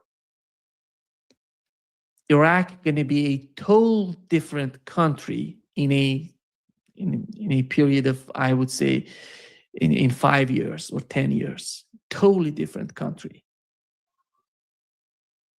And GCC countries going to be totally, they have to learn something. If they don't learn it, they have to learn it, as Donald Trump wants to put it, the soft way or the hard way. I think they didn't learn it the soft way, and that's why they're learning the process in the outcome of the Iranian war. The war on Iran is devastating for GCC countries because, after all, in a short run, in my opinion, but in a long run, it's gonna, if they understand the new reality of the Middle East, if they get closer to the Iranian position, or make some sort of security architecture for the region, which the region desperately needs that, in my opinion. Desperately. Israel is not going to end, its wars on other countries. They're talking about they want to be more independent of the United States. The first time I've heard that Israel is talking about it was during the 60 Minutes interview, the interview that Benjamin Netanyahu had on 60 Minutes. He said, we want to be independent of the United States in a decade, in 10 years. So why is that? Because they see that they got everything that the United States can deliver to them. Because the war against Iran is the ultimate goal. It was the ultimate goal of the Israeli government, of Benjamin Netanyahu. That failed. Israel is weaker today than it was before the war started. Militarily, economically, politically, regionally, internally, the society is fractured in Israel. Many people, while supporting this genocide in Gaza, they hate Benjamin Netanyahu and his administration. This is the reality of Israel today. Look at the society in Israel is more, in chaos than, you don't see that sort of unity in Israel today. But you see that in Iran. You see that in Iraq. You see that in considering the whole axis of resistance. There's so much connected right now. Yemen didn't even fight in this war. So this is, I think, for those people who assume that Israel is going to be in a better position in a long run, no, Israel has to learn something. If they don't, and that's why they're talking, I was mentioning that they want to be independent. But who's going to help Israel? Are they going to produce all those arms and missiles? No, they're going to receive it from Europe, from the United States again. They're not going to, never. Israel is not able to be independent.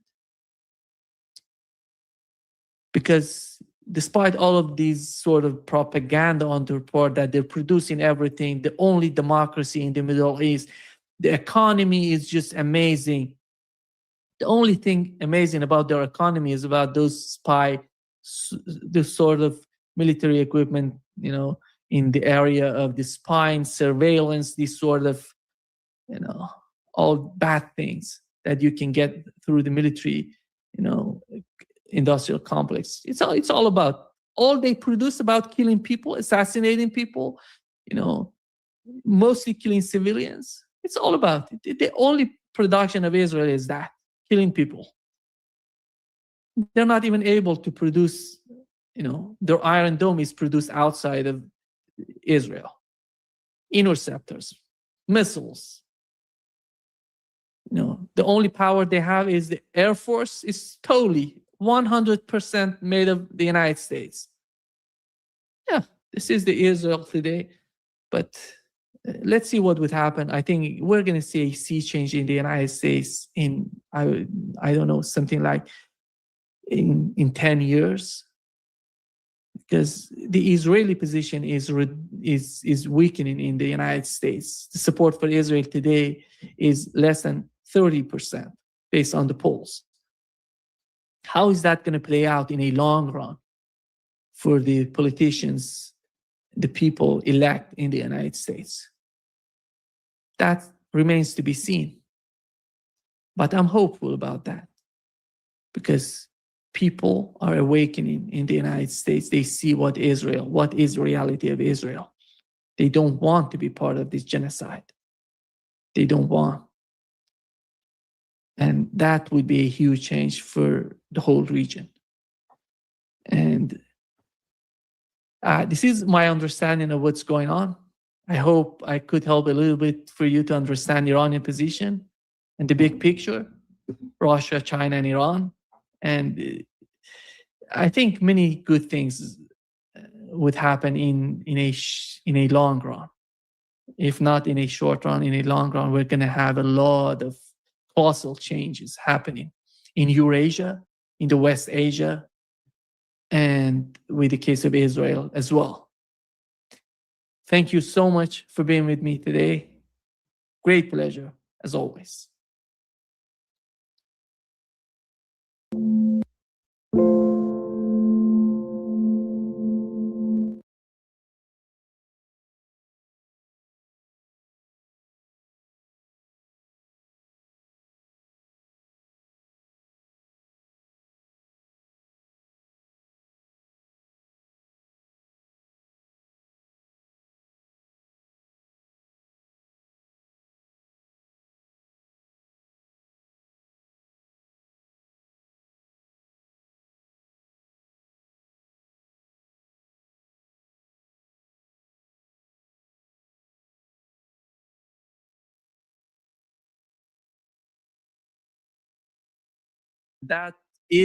That's not going to change is the Iranian position, because we are hearing over and over that they're saying our basic terms, our important terms are still the same. They have not changed. Your understanding of what's going on. Yeah, well, so first of all, you shouldn't really beat yourself up over the fact that you can't figure out whether Trump is going to bomb Iran again or not, because Trump doesn't know, right? I mean, that they're obviously flailing around. This is not 5D chess, right? This is not some Trump master plan. This is them not knowing what to do, creating a lot of bluff and bluster, backing down, considering options, trying crazy plan A, crazy plan D, and looking for a way out of the situation that Trump has put himself into. And yeah, it's a zugzwang, to use the chess term. Anything he does will only make the situation worse. That's why they're flailing around like they are. And they realize that bombing Iran again is probably, 90% unlikely to change anything. They'll kill a few more Iranian leaders. They'll destroy some more stuff, but it's not going to make Iran capitulate, right? It's not going to make them give in. It's not going to relinquish the Iranian hold over the Strait of Hormuz. But they don't have any other good options. They can't just take the L and walk away, right? Because Iran controls the Strait of Hormuz. As long as that is the situation, even Donald Trump can't spin that into a victory. I mean, at some point he may yet try, but it's extremely unlikely that he could pull that off. I fully expect him to eventually limp away from Iran at some point, right? He may bomb again for a while and then declare victory and walk away. But I expect him on the way back from Iran to beat up on Cuba just to make himself feel better, because Cuba is in the Western Hemisphere. It's low-hanging fruit, right? Cuba doesn't have the military, the military assets, the geo, political location, all of these things that Iran has that, make it so difficult for the U.S. to regime change Iran. Cuba lacks a lot of those, quite obviously. So, Cuba may end up getting shafted by Trump's, shall we say, pent-up frustration over Iran on the way out the door. That is looking like a very real possibility. But whether he bombs again or not, even he doesn't know at this point. He realizes that it probably won't change anything. He as at least some level of understanding of how low the Pentagon's inventories of air defense interceptors and of standoff munitions like the Tomahawk and the JASSM are. And he keeps promising to, put Iran back into the Stone Age, to destroy their civilization, to bomb every bridge and power plant in the country. And he can't do that. They can't, because they don't have the standoff munitions left to do that. Look at Russia, has been hitting the Kiev regime's electrical infrastructure for at least 3 years now. And yes, it's teetering on the edge now, and they can tap it locally and knock it out when they want. They obviously don't want to destroy the whole thing. They haven't taken that action. But the point is, it took them a long period of time to destroy Ukraine's existing Soviet legacy air defense system, then to destroy the imported haphazard Western air defense system that they brought in, then to start taking about the electrical infrastructure piece by piece. It took them years to do that. And yes, the U.S. has some more advanced and air assets than Russia does, but not that much more advanced. And we heard leaked from the Pentagon, from U.S. intelligence, on the pages of the New York Times, that the Air Force is afraid of Iran's detection and air defense capabilities, right? That if they went into Iranian airspace to make use of the closer munitions that they have rather than standoff munitions like the glide bombs, the JDAMs, which they do have many more of, but then they would be putting their own air force at risk, because Iran has various new air defense capabilities, first of all, air detection. And so my understanding of that is that it is a combination of infrared and rather than active radar defense, which is easily detected and then homed in on, right? They're using a non-active detection that, at least in part, involves cameras that are placed all over the country at the sky, and the information is collated with artificial intelligence and filtered through. And so this combination of infrared and this has given them a fairly good capacity to detect even the U.S.'s stealth capabilities, the F-35s and so on, the B-2s, and and they're still, obviously they still have enough air defense interceptor assets, launch systems and interceptors that, we saw all those U.S. planes fall out of the sky in the few days before the ceasefire started. And right in the Western mainstream media, this is not coming from us in the alt media, right? This is coming from them. And they say, yeah, Iran has too much capability in that regard.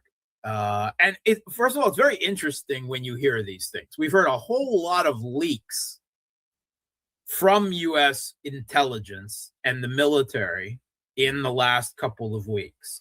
They admit that Iran can probably outlast the U.S. blockade.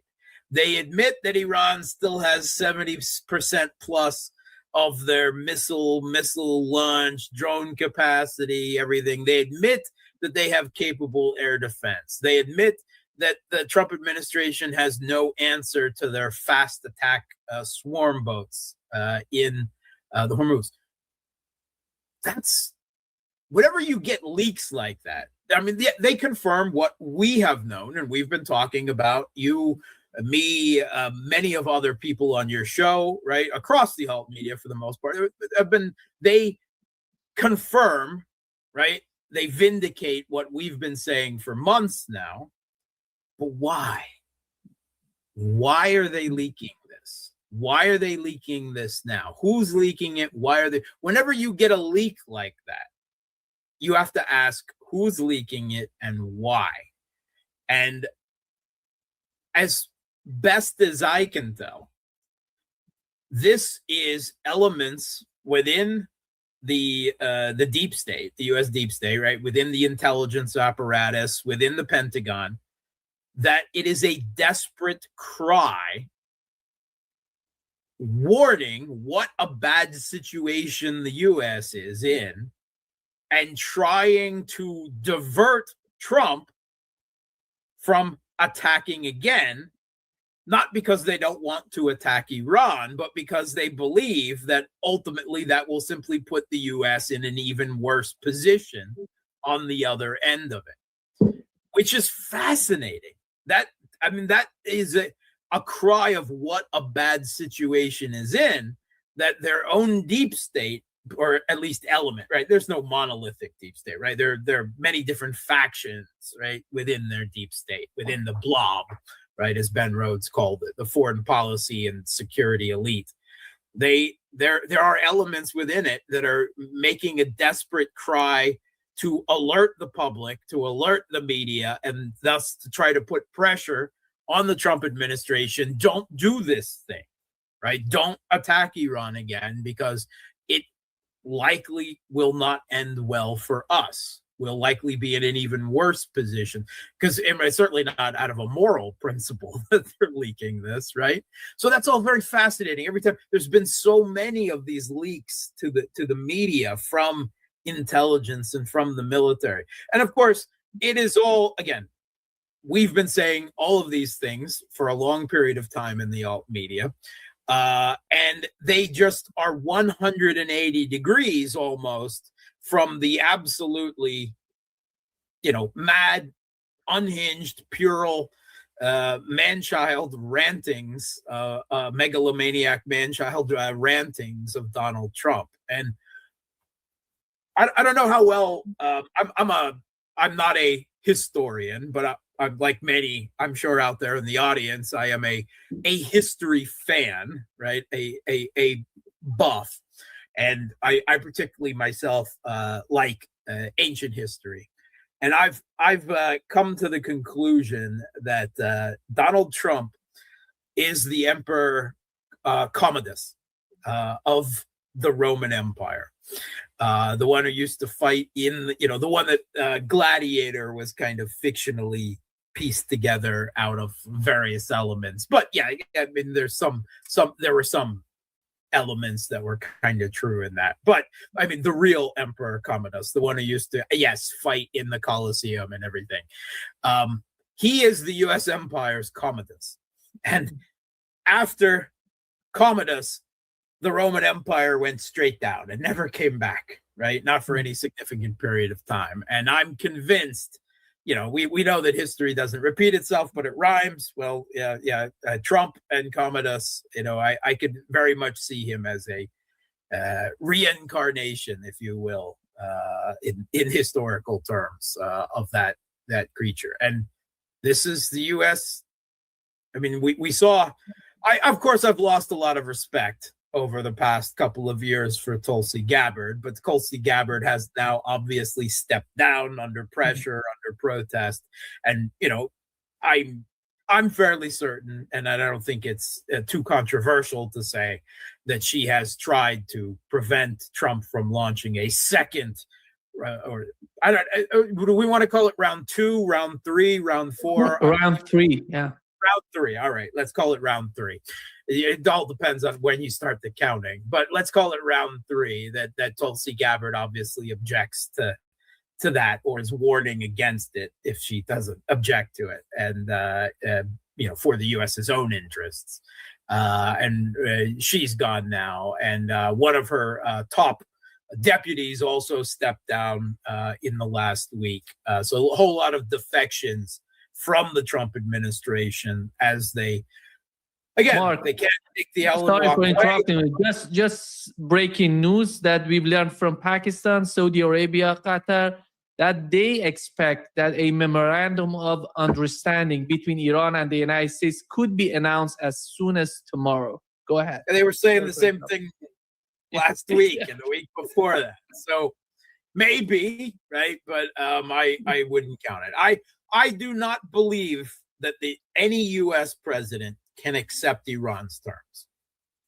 Donald Trump or not, I don't think that any U.S. president put in the same situation could accept Iran's terms. So they can't do that. They can't take the L and walk away. What else do they have left but to roll the crap dice, to take that risk, no matter how unlikely it is, and hope that some black swan event comes out the other end of it and improves their situation by dropping a few more bombs, because that's what the U.S. does. Right? That's what they do. They don't seem to have any CIA Mossad options left. If they had them, they probably already would have used them. So now they've just got, the bombs, the standoff munitions and so forth, and they haven't achieved anything yet. And maybe they'll kill Mujtaba Khomeini. Maybe they'll take out another round of the heads of the IRGC and so forth. If they bomb again, almost certainly that's what they would try to do. And then they would try to claim it's the second regime change. And then if things don't change, they would still say, well, we've removed the regime and we've bombed them and then they don't have anything left and we're going to walk away. We're done. And wipe their hands of the affair. That's a real possibility. Now, if they were more sane, they might at this point just do that without bombing again. But I don't think that they're sane. I don't think that they're logical or rational. So that it would be a mistake to think, to reason that a sane person would walk away now before the situation gets worse. But they're not sane people. So it is always dangerous to try to put yourself into the thought process of someone who is not sane, not rational. But unfortunately, that's what we need to do, as analysts and journalists, covering this. And yeah, let's say it's precarious to our own sanity to do that too much. Don't look too long, too deeply into the abyss. Let the abyss stare back at you. But that's what we've got to do. So I don't see any good options for the U.S. Nothing has changed. We're still in this geo-economic game of chicken. This hurtling towards the precipice or towards each other, however you want to term it. And Iran is in their economy, and Trump is stuck driving the global economy affected by the global energy crisis. And we keep getting closer and closer to that cliff. And even U.S. intelligence told us last week that Iran will outlast this attempted U.S. blockade. They've got too many other options now. They're of course still getting ships out, again, hugging the Pakistani, the Indian coasts, land trade routes over Pakistan, the Caspian Sea route, trains that cut through Turkmenistan from China down to Iran. They've just got too many possibilities. You can strain their economy. There's no question about that. That you can cause them to get less oil out in tankers than they were before. But of course, at this point, getting less oil out is hurting the global economy as well. That's the conundrum. So they're hurting themselves in that regard and shortening their own timer, right, to the precipice. No good options. I don't, unless they've got a magic Death Star or something. And evidently, even the Europeans are so worried that we now know what we were thinking when Trump started going off a few weeks ago about, ending Iranian civilization. They were worried. European leaders were worried he might start using nukes out of frustration. That if even the Europeans were afraid of that. Now, we talked about that at the time, that it was a scary possibility, but one that you couldn't discount. But that is still a possibility, of course. We like to think that some U.S. generals would restrain and prevent Trump from doing that, not obey his orders, but we don't know that. We don't know that. So it's you know, we're all right now. We're waiting for the next insane megalomaniac social media rant from this unhinged man. We're breathless. Oh, Trump is canceling he's not attending his son's wedding. He's not doing his weekend golf routine because he's in the White House, right?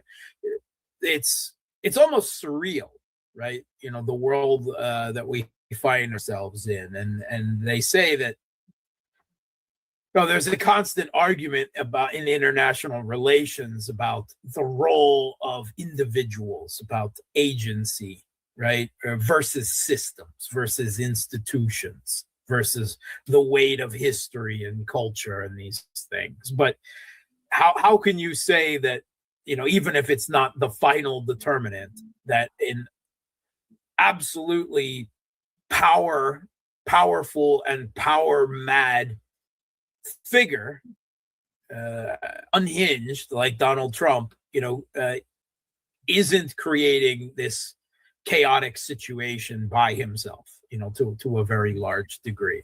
And so we're all, you know, this foreign policy by social media is almost becoming normal to us now. Already, just you know, over a year and not even a year and a half into his presidency. And we're all taking it, you know, as normal at this point. It's already become. Other leaders are doing it as well. The Iranians are doing it, right? Everything is now part of this global public theater that events are being played out on. And of course, when you're performing for the audience like that, you are also, however consciously or unconsciously, changing your own behavior because you are in a public theater now. That doesn't make me it does not give me a warm fuzzy about the situation that we're in now, because that is not actually a good thing, because it makes it harder for people to back down. It makes it harder for concessions. It makes you more likely to jump to a knee-jerk emotional response to some provocation because your own public, right, gets upset over a situation. So it's so unstable. It's such a dangerous situation. And you know, the other great powers, Russia and China, of course, are sitting behind this, and they're backing Iran quietly, and in Russia's case, maybe not so quietly anymore. You know, we're being told in the Western media that all sorts of things that Iran and Hezbollah are doing now are, you know, being helped or provided by Russia, and we can only, you know, speculate about whether that's true or not. But Russia and China are not only backing Iran to various degrees, but they're also very, very worried about this situation spinning out of all kinds of control, both economically and, of course, in the military field as well. Mark, Donald Trump said to CBS News that the agreement, he said that we are getting closer and closer to an agreement with Iran. I don't know what does agreement mean, because I don't see any sort of agreement coming. At best, going to be that memorandum of understanding, which doesn't mean any sort of agreement or deal. It's been it could, this, of course. I mean, they've been talking about this now for 2 months, right? How long have we been talking about a deal, right? Trump is always talking about a deal that is about to be reached, and we know that, okay, some of this is the Americans and the Iranians talking to each other through the Pakistanis. Some of it might be some texts going back and forth, or replying to each other's social media posts at this point. But we also know that a considerable amount of these posts, these reactions by Trump are intended, at least in part, to manipulate the oil market. I mean, that I don't think there's any question of that now. So we can't take anything that Trump says with any degree of veracity. We have to take everything he says with. I don't trust anything he says, and until I have it confirmed by multiple other sources, and including, of course, the Iranian side. That's the world. And when even we can't trust anything he says, of course, how could the Iranians trust the U.S. in any deal anyway? Last night, when I was doing my own, the last thing I heard was that the Axios and stuff were going on, a deal is about to be reached. And the Iranians at the same time were saying, no, that's false. There's no deal. We're deadlocked. And I heard hours ago that supposedly the Iranians had a proposal put forward that they were considering giving up their toll of the Strait of Hormuz, but that was coming out of the Western media. So is that real, or is that more disinformation hoping to shape the narrative and thus hoping to shape the events themselves, or at least to shape the oil markets, even if only on a temporary basis? It's very hard to judge these things right now. I certainly don't have. I mean, I know, again, certain parameters. I know the U.S. is in a bad situation. I know that Iran is still in a position where they have escalation dominance going forward, and anything, if the Trump administration does drop more bombs, well, then buckle your belts, because the global economy is going to take so many hits, from the cutting of undersea fiber optic cables to the closing of the Bab el-Mandab Straits, to the bombing of the east-west pipeline to Yanbu across Saudi Arabia, to Fujairah, to the desalinization plants that make life sustainable in most of these Gulf states. All of that is on the table if the U.S. goes forward. So again, I have not heard anyone present an argument that would dissuade me from believing that Iran has escalation dominance in these responses. Yes, of course, they are asymmetric responses. No, Iran can't bomb U.S. cities. That is not in their range of capability. But perhaps what they're doing to the global economy is more effective. This asymmetric response, this using the historically tried and true U.S. weaponizing of the economy. They've flipped that, and they're now doing the same thing back to the U.S. Using economics, using the global energy markets, the global economy, to put pressure on the U.S. to stop this mad war on Iran. And yes, I think there is a definite argument to be made. While I still do believe there is a certain utility to a strategic deterrent, to a nuclear weapon, there are many people who make the argument that this is, they've long argued that closing the Strait of Hormuz is Iran's nuclear weapon. But now we know not only is it a nuclear option, but it is a usable nuclear option that has real results, right? So there is also the argument to be made that Iran doesn't need a nuclear deterrent going forward, because they have this chokehold over the global economy. That is, of course, one ultimately, that the Iranian National Security Council and the Supreme Leader will decide, is that enough, or do we need this and this strategic deterrent moving forward? That is for them. But, certainly this has very real results. And if Iran couldn't reach out and do this to the Strait of Hormuz, they would be in a much more difficult position than they are right now. But geography is what it is, and that's where Iran is, and they're on that choke point, and they have the capability. And it has been pointed out, they don't actually need that much of a capability. All they need to do is make demonstrative attacks with fast boats or mini subs or drones or whatever, and no ship, capitalist being capitalists, is going to risk their ship, their investments, their insurance, and everything going through it. So it's a powerful ability that Iran has.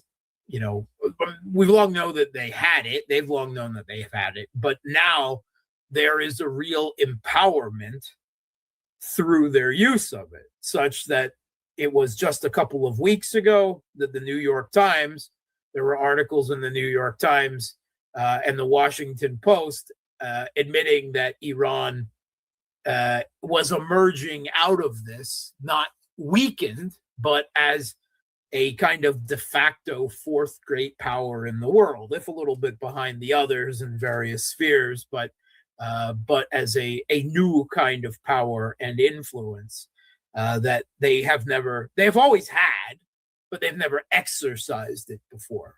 And that makes all the difference.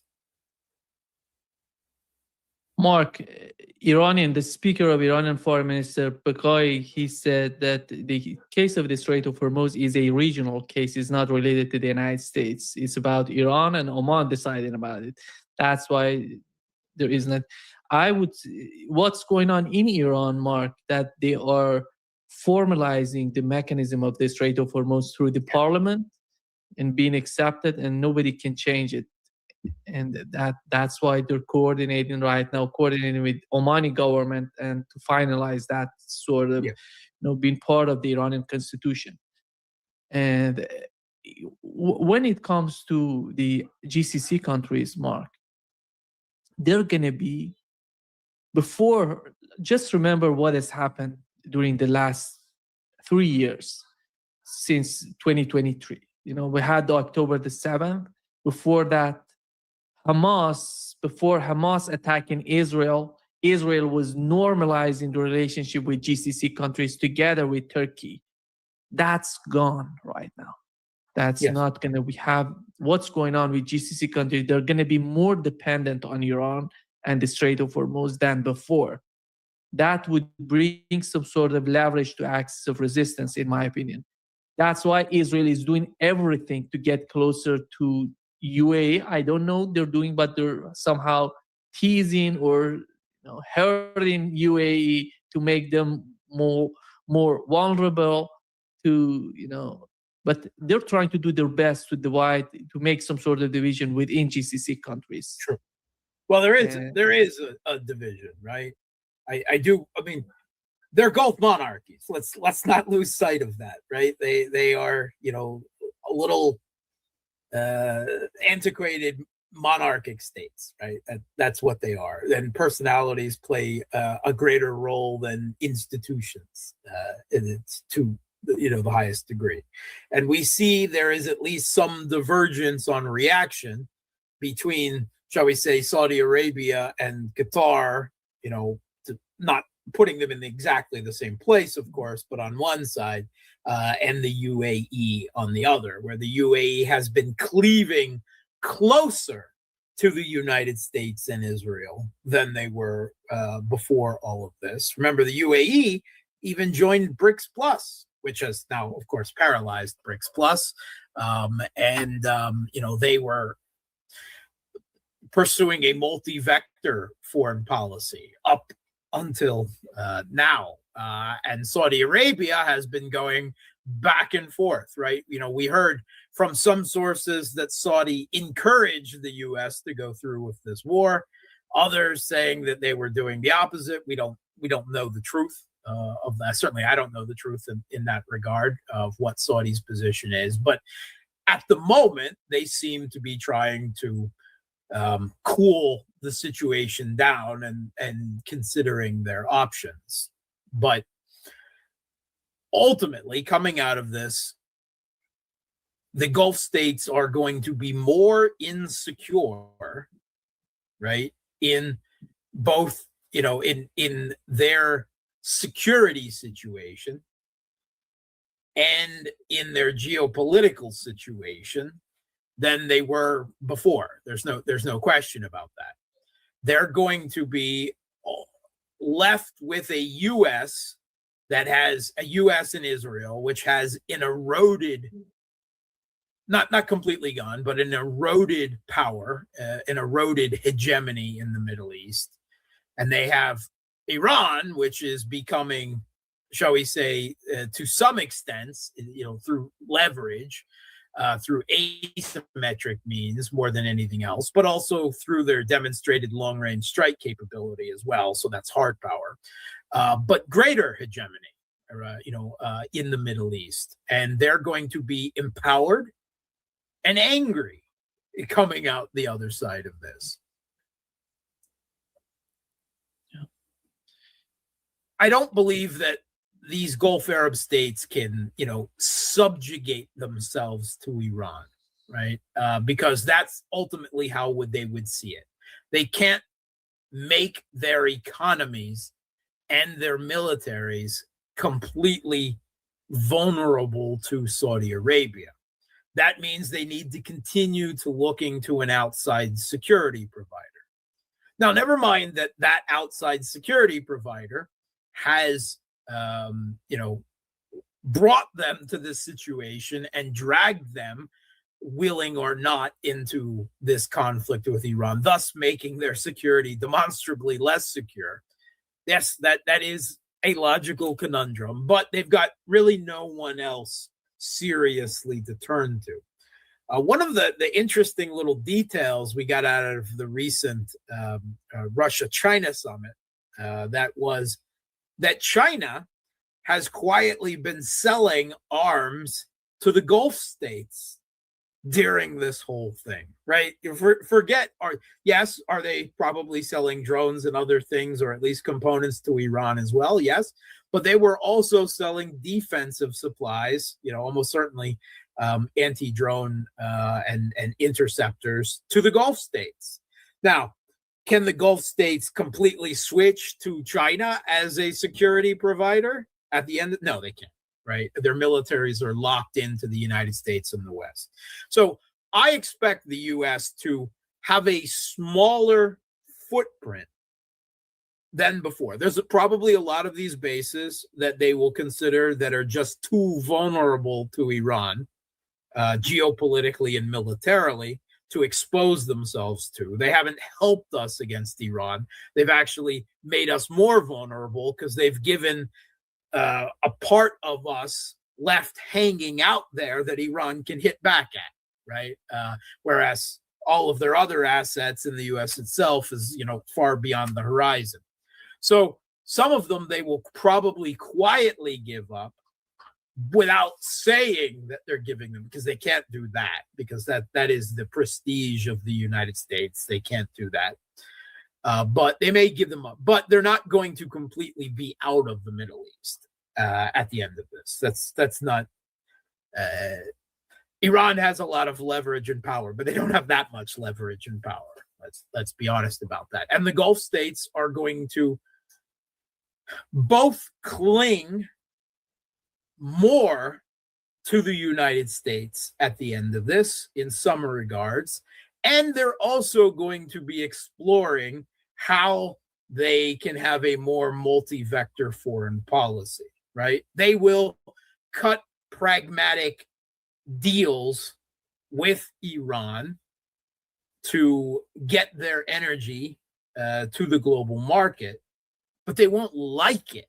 And that's going to create a very tense situation, right? I don't believe there's going to be any signed deal at the end of this where the U.S. and Israel agree never to attack Iran again or anything like that. That's just not possible. It's not politically possible. Never. The removal of sanctions and it's got to go through the U.S. Congress. It's not going to happen. Giving back Iran their frozen funds, that's not going to happen. It's politically impossible. So whatever the end game of this is, it's going to, yes, empower Iran in some regards moving forward, but it's also just going to be kicking the can down the road for a few more years until the U.S. and Israel feel theoretically, that they are in a stronger position to resume this conflict with Iran. It is not going to be an end. It is only going to be a calm. Yeah. Just, Mark, just let me read what Lindsey Graham is crying out right now. He says that if a deal is struck... you are more of a masochist than I am, subjecting yourself to Lindsey Graham's posts. Yeah. He says that if a deal is struck to end the Iranian conflict, because it is believed that the Strait of Hormuz cannot be protected from Iranian terrorism, and Iran still has the capabilities to destroy major Gulf oil infrastructure, then Iran will be perceived as being a dominant force requiring a diplomatic solution. This combination of Iran being perceived as having the ability to terrorize the Strait in perpetuity, and the ability to inflict massive damage to Gulf infrastructure is a major shift of the balance of power in the region, and over time will be a nightmare for Israel. And this is amazing that Lindsey Graham is admitting all of this.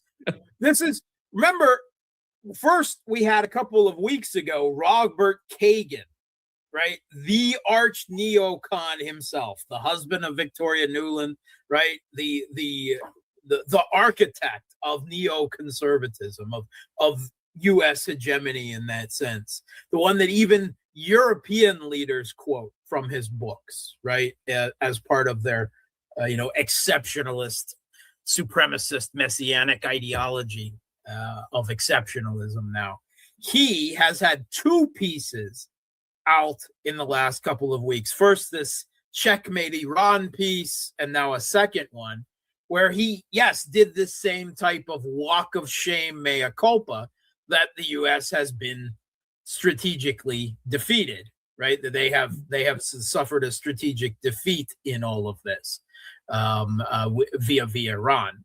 And now Lindsey Graham is actually making some sense and also saying these very same things. That is remarkable that how long ago was it that Lindsey Graham was screaming fire and fury down on Iran, and now he's been dragged, to the proverbial river and made to drink? I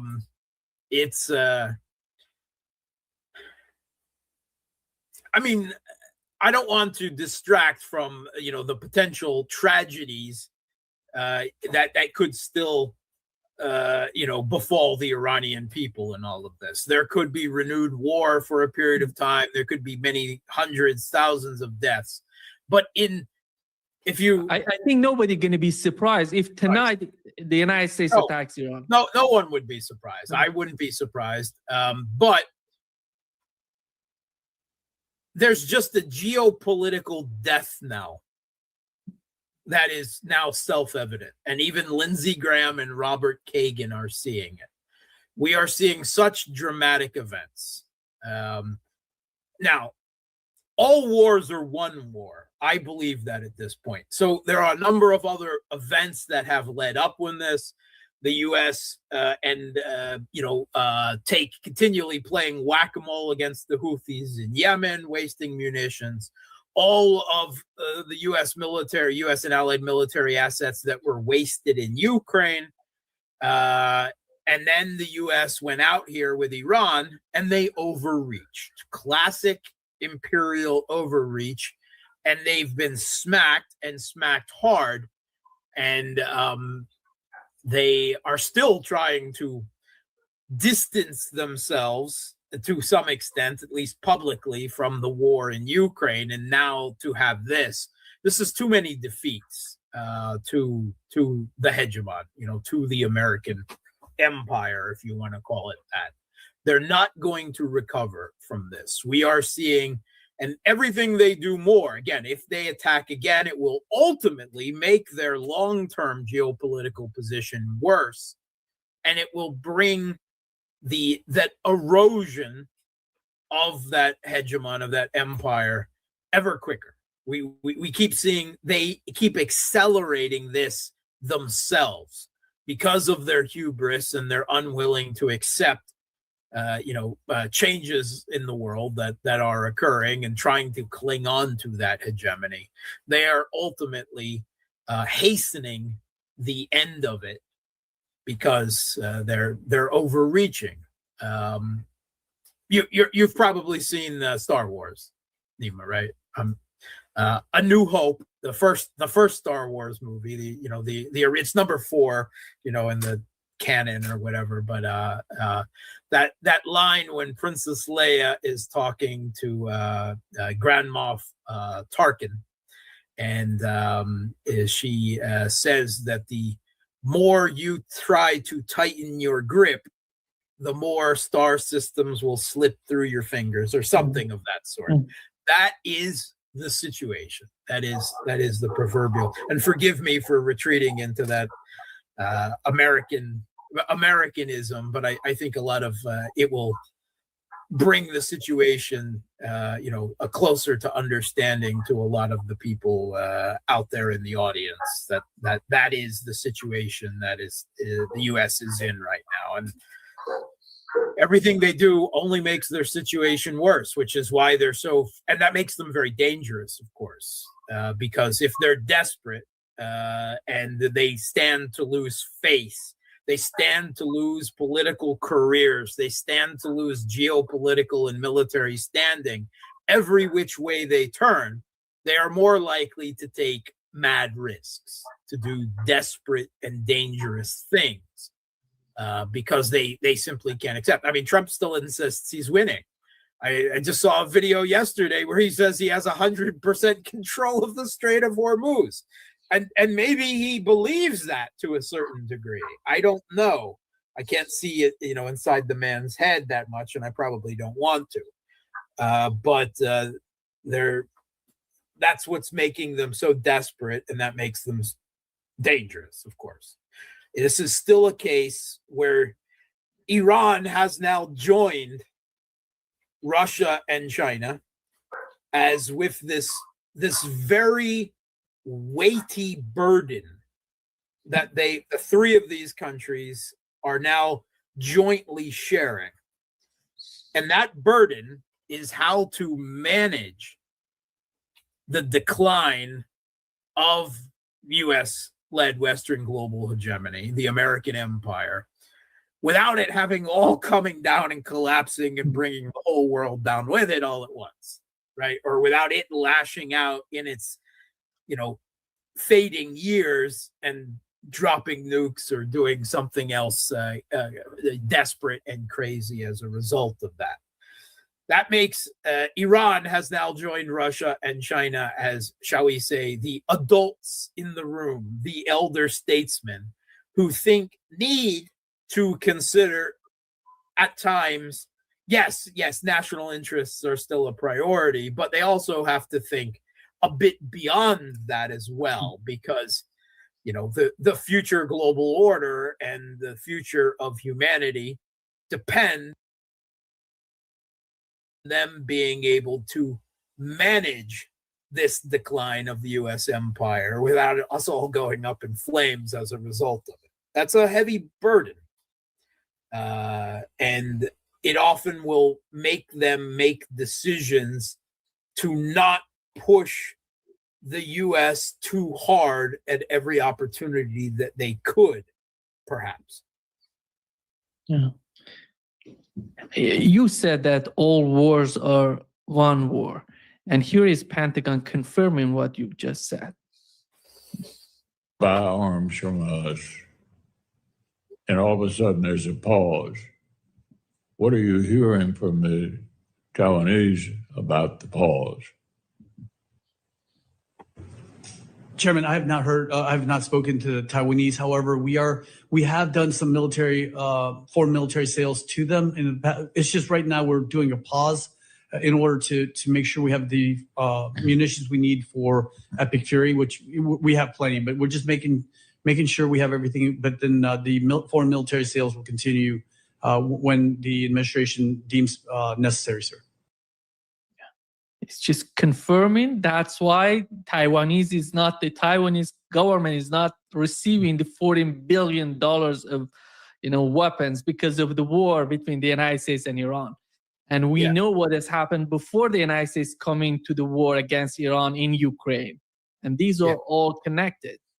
Yeah, there was a video, I mean, this is already about a year or so old, where Trump's envoy, his babysitter for the Kiev regime in Ukraine, the former retired General Kellogg, he's been kind of shuffled off to the farm now, but he gave an interview where he pointed out that the problem that the U.S. has with what they call strategic simultaneity now, that Russia and China and Iran and North Korea and a few other countries you could throw in there are now so linked together through strategic partnerships and alliances, and largely because the U.S. pushed them all together at the same time. We provoked them all and did not do the realism 101 of strategic balancing or divide and conquer principles.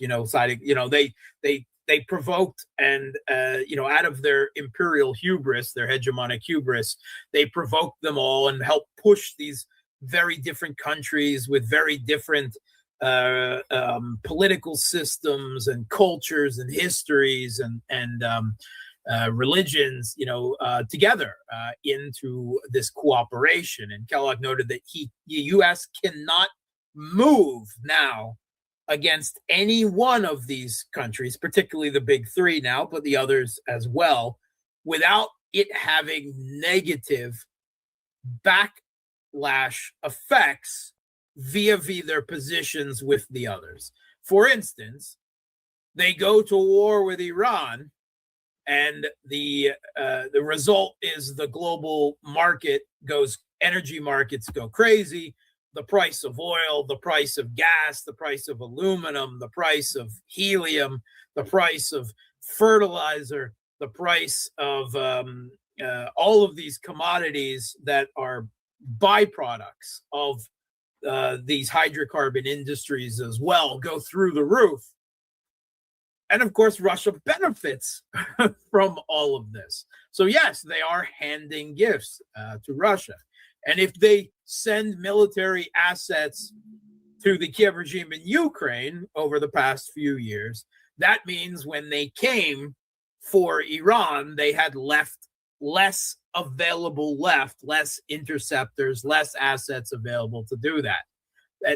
That is a result not of, shall we say, some 5D chess on Putin's or their part. It's simply everything is connected so closely together now that you can't break one web without it having an effect on the whole structure.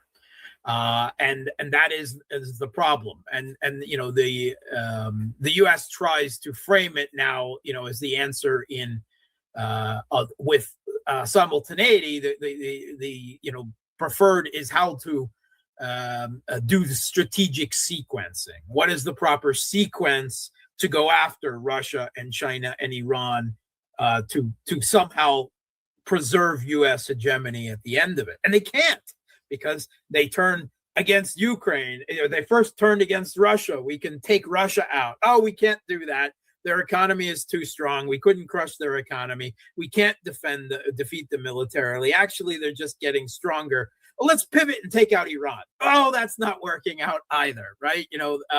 And it's just worsening their position. Now we had the Washington Post, everyone 2 weeks ago was coming to the same conclusion that we already had, that now the U.S. was in too weak a position with its remaining inventories of munitions, of air defense interceptors and standoff munitions, to do anything against the Chinese, if the Chinese did decide, which they don't want to do, but if they did decide to militarily recover their wayward separatist island province of Taiwan from U.S. influence, that there was very little the U.S. could do about. Now, I actually believe there wasn't much the U.S. could do about it anyway, but now their position, of course, is even worse because they went after Iran in such a big way.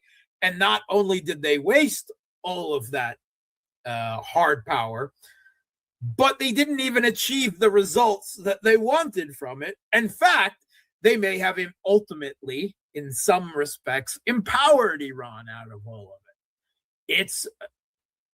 It's a terrible position for the hegemon to be in. And on one hand, yes, that brings a nice cynical smile to a lot of our faces to realize what a bad geopolitical situation.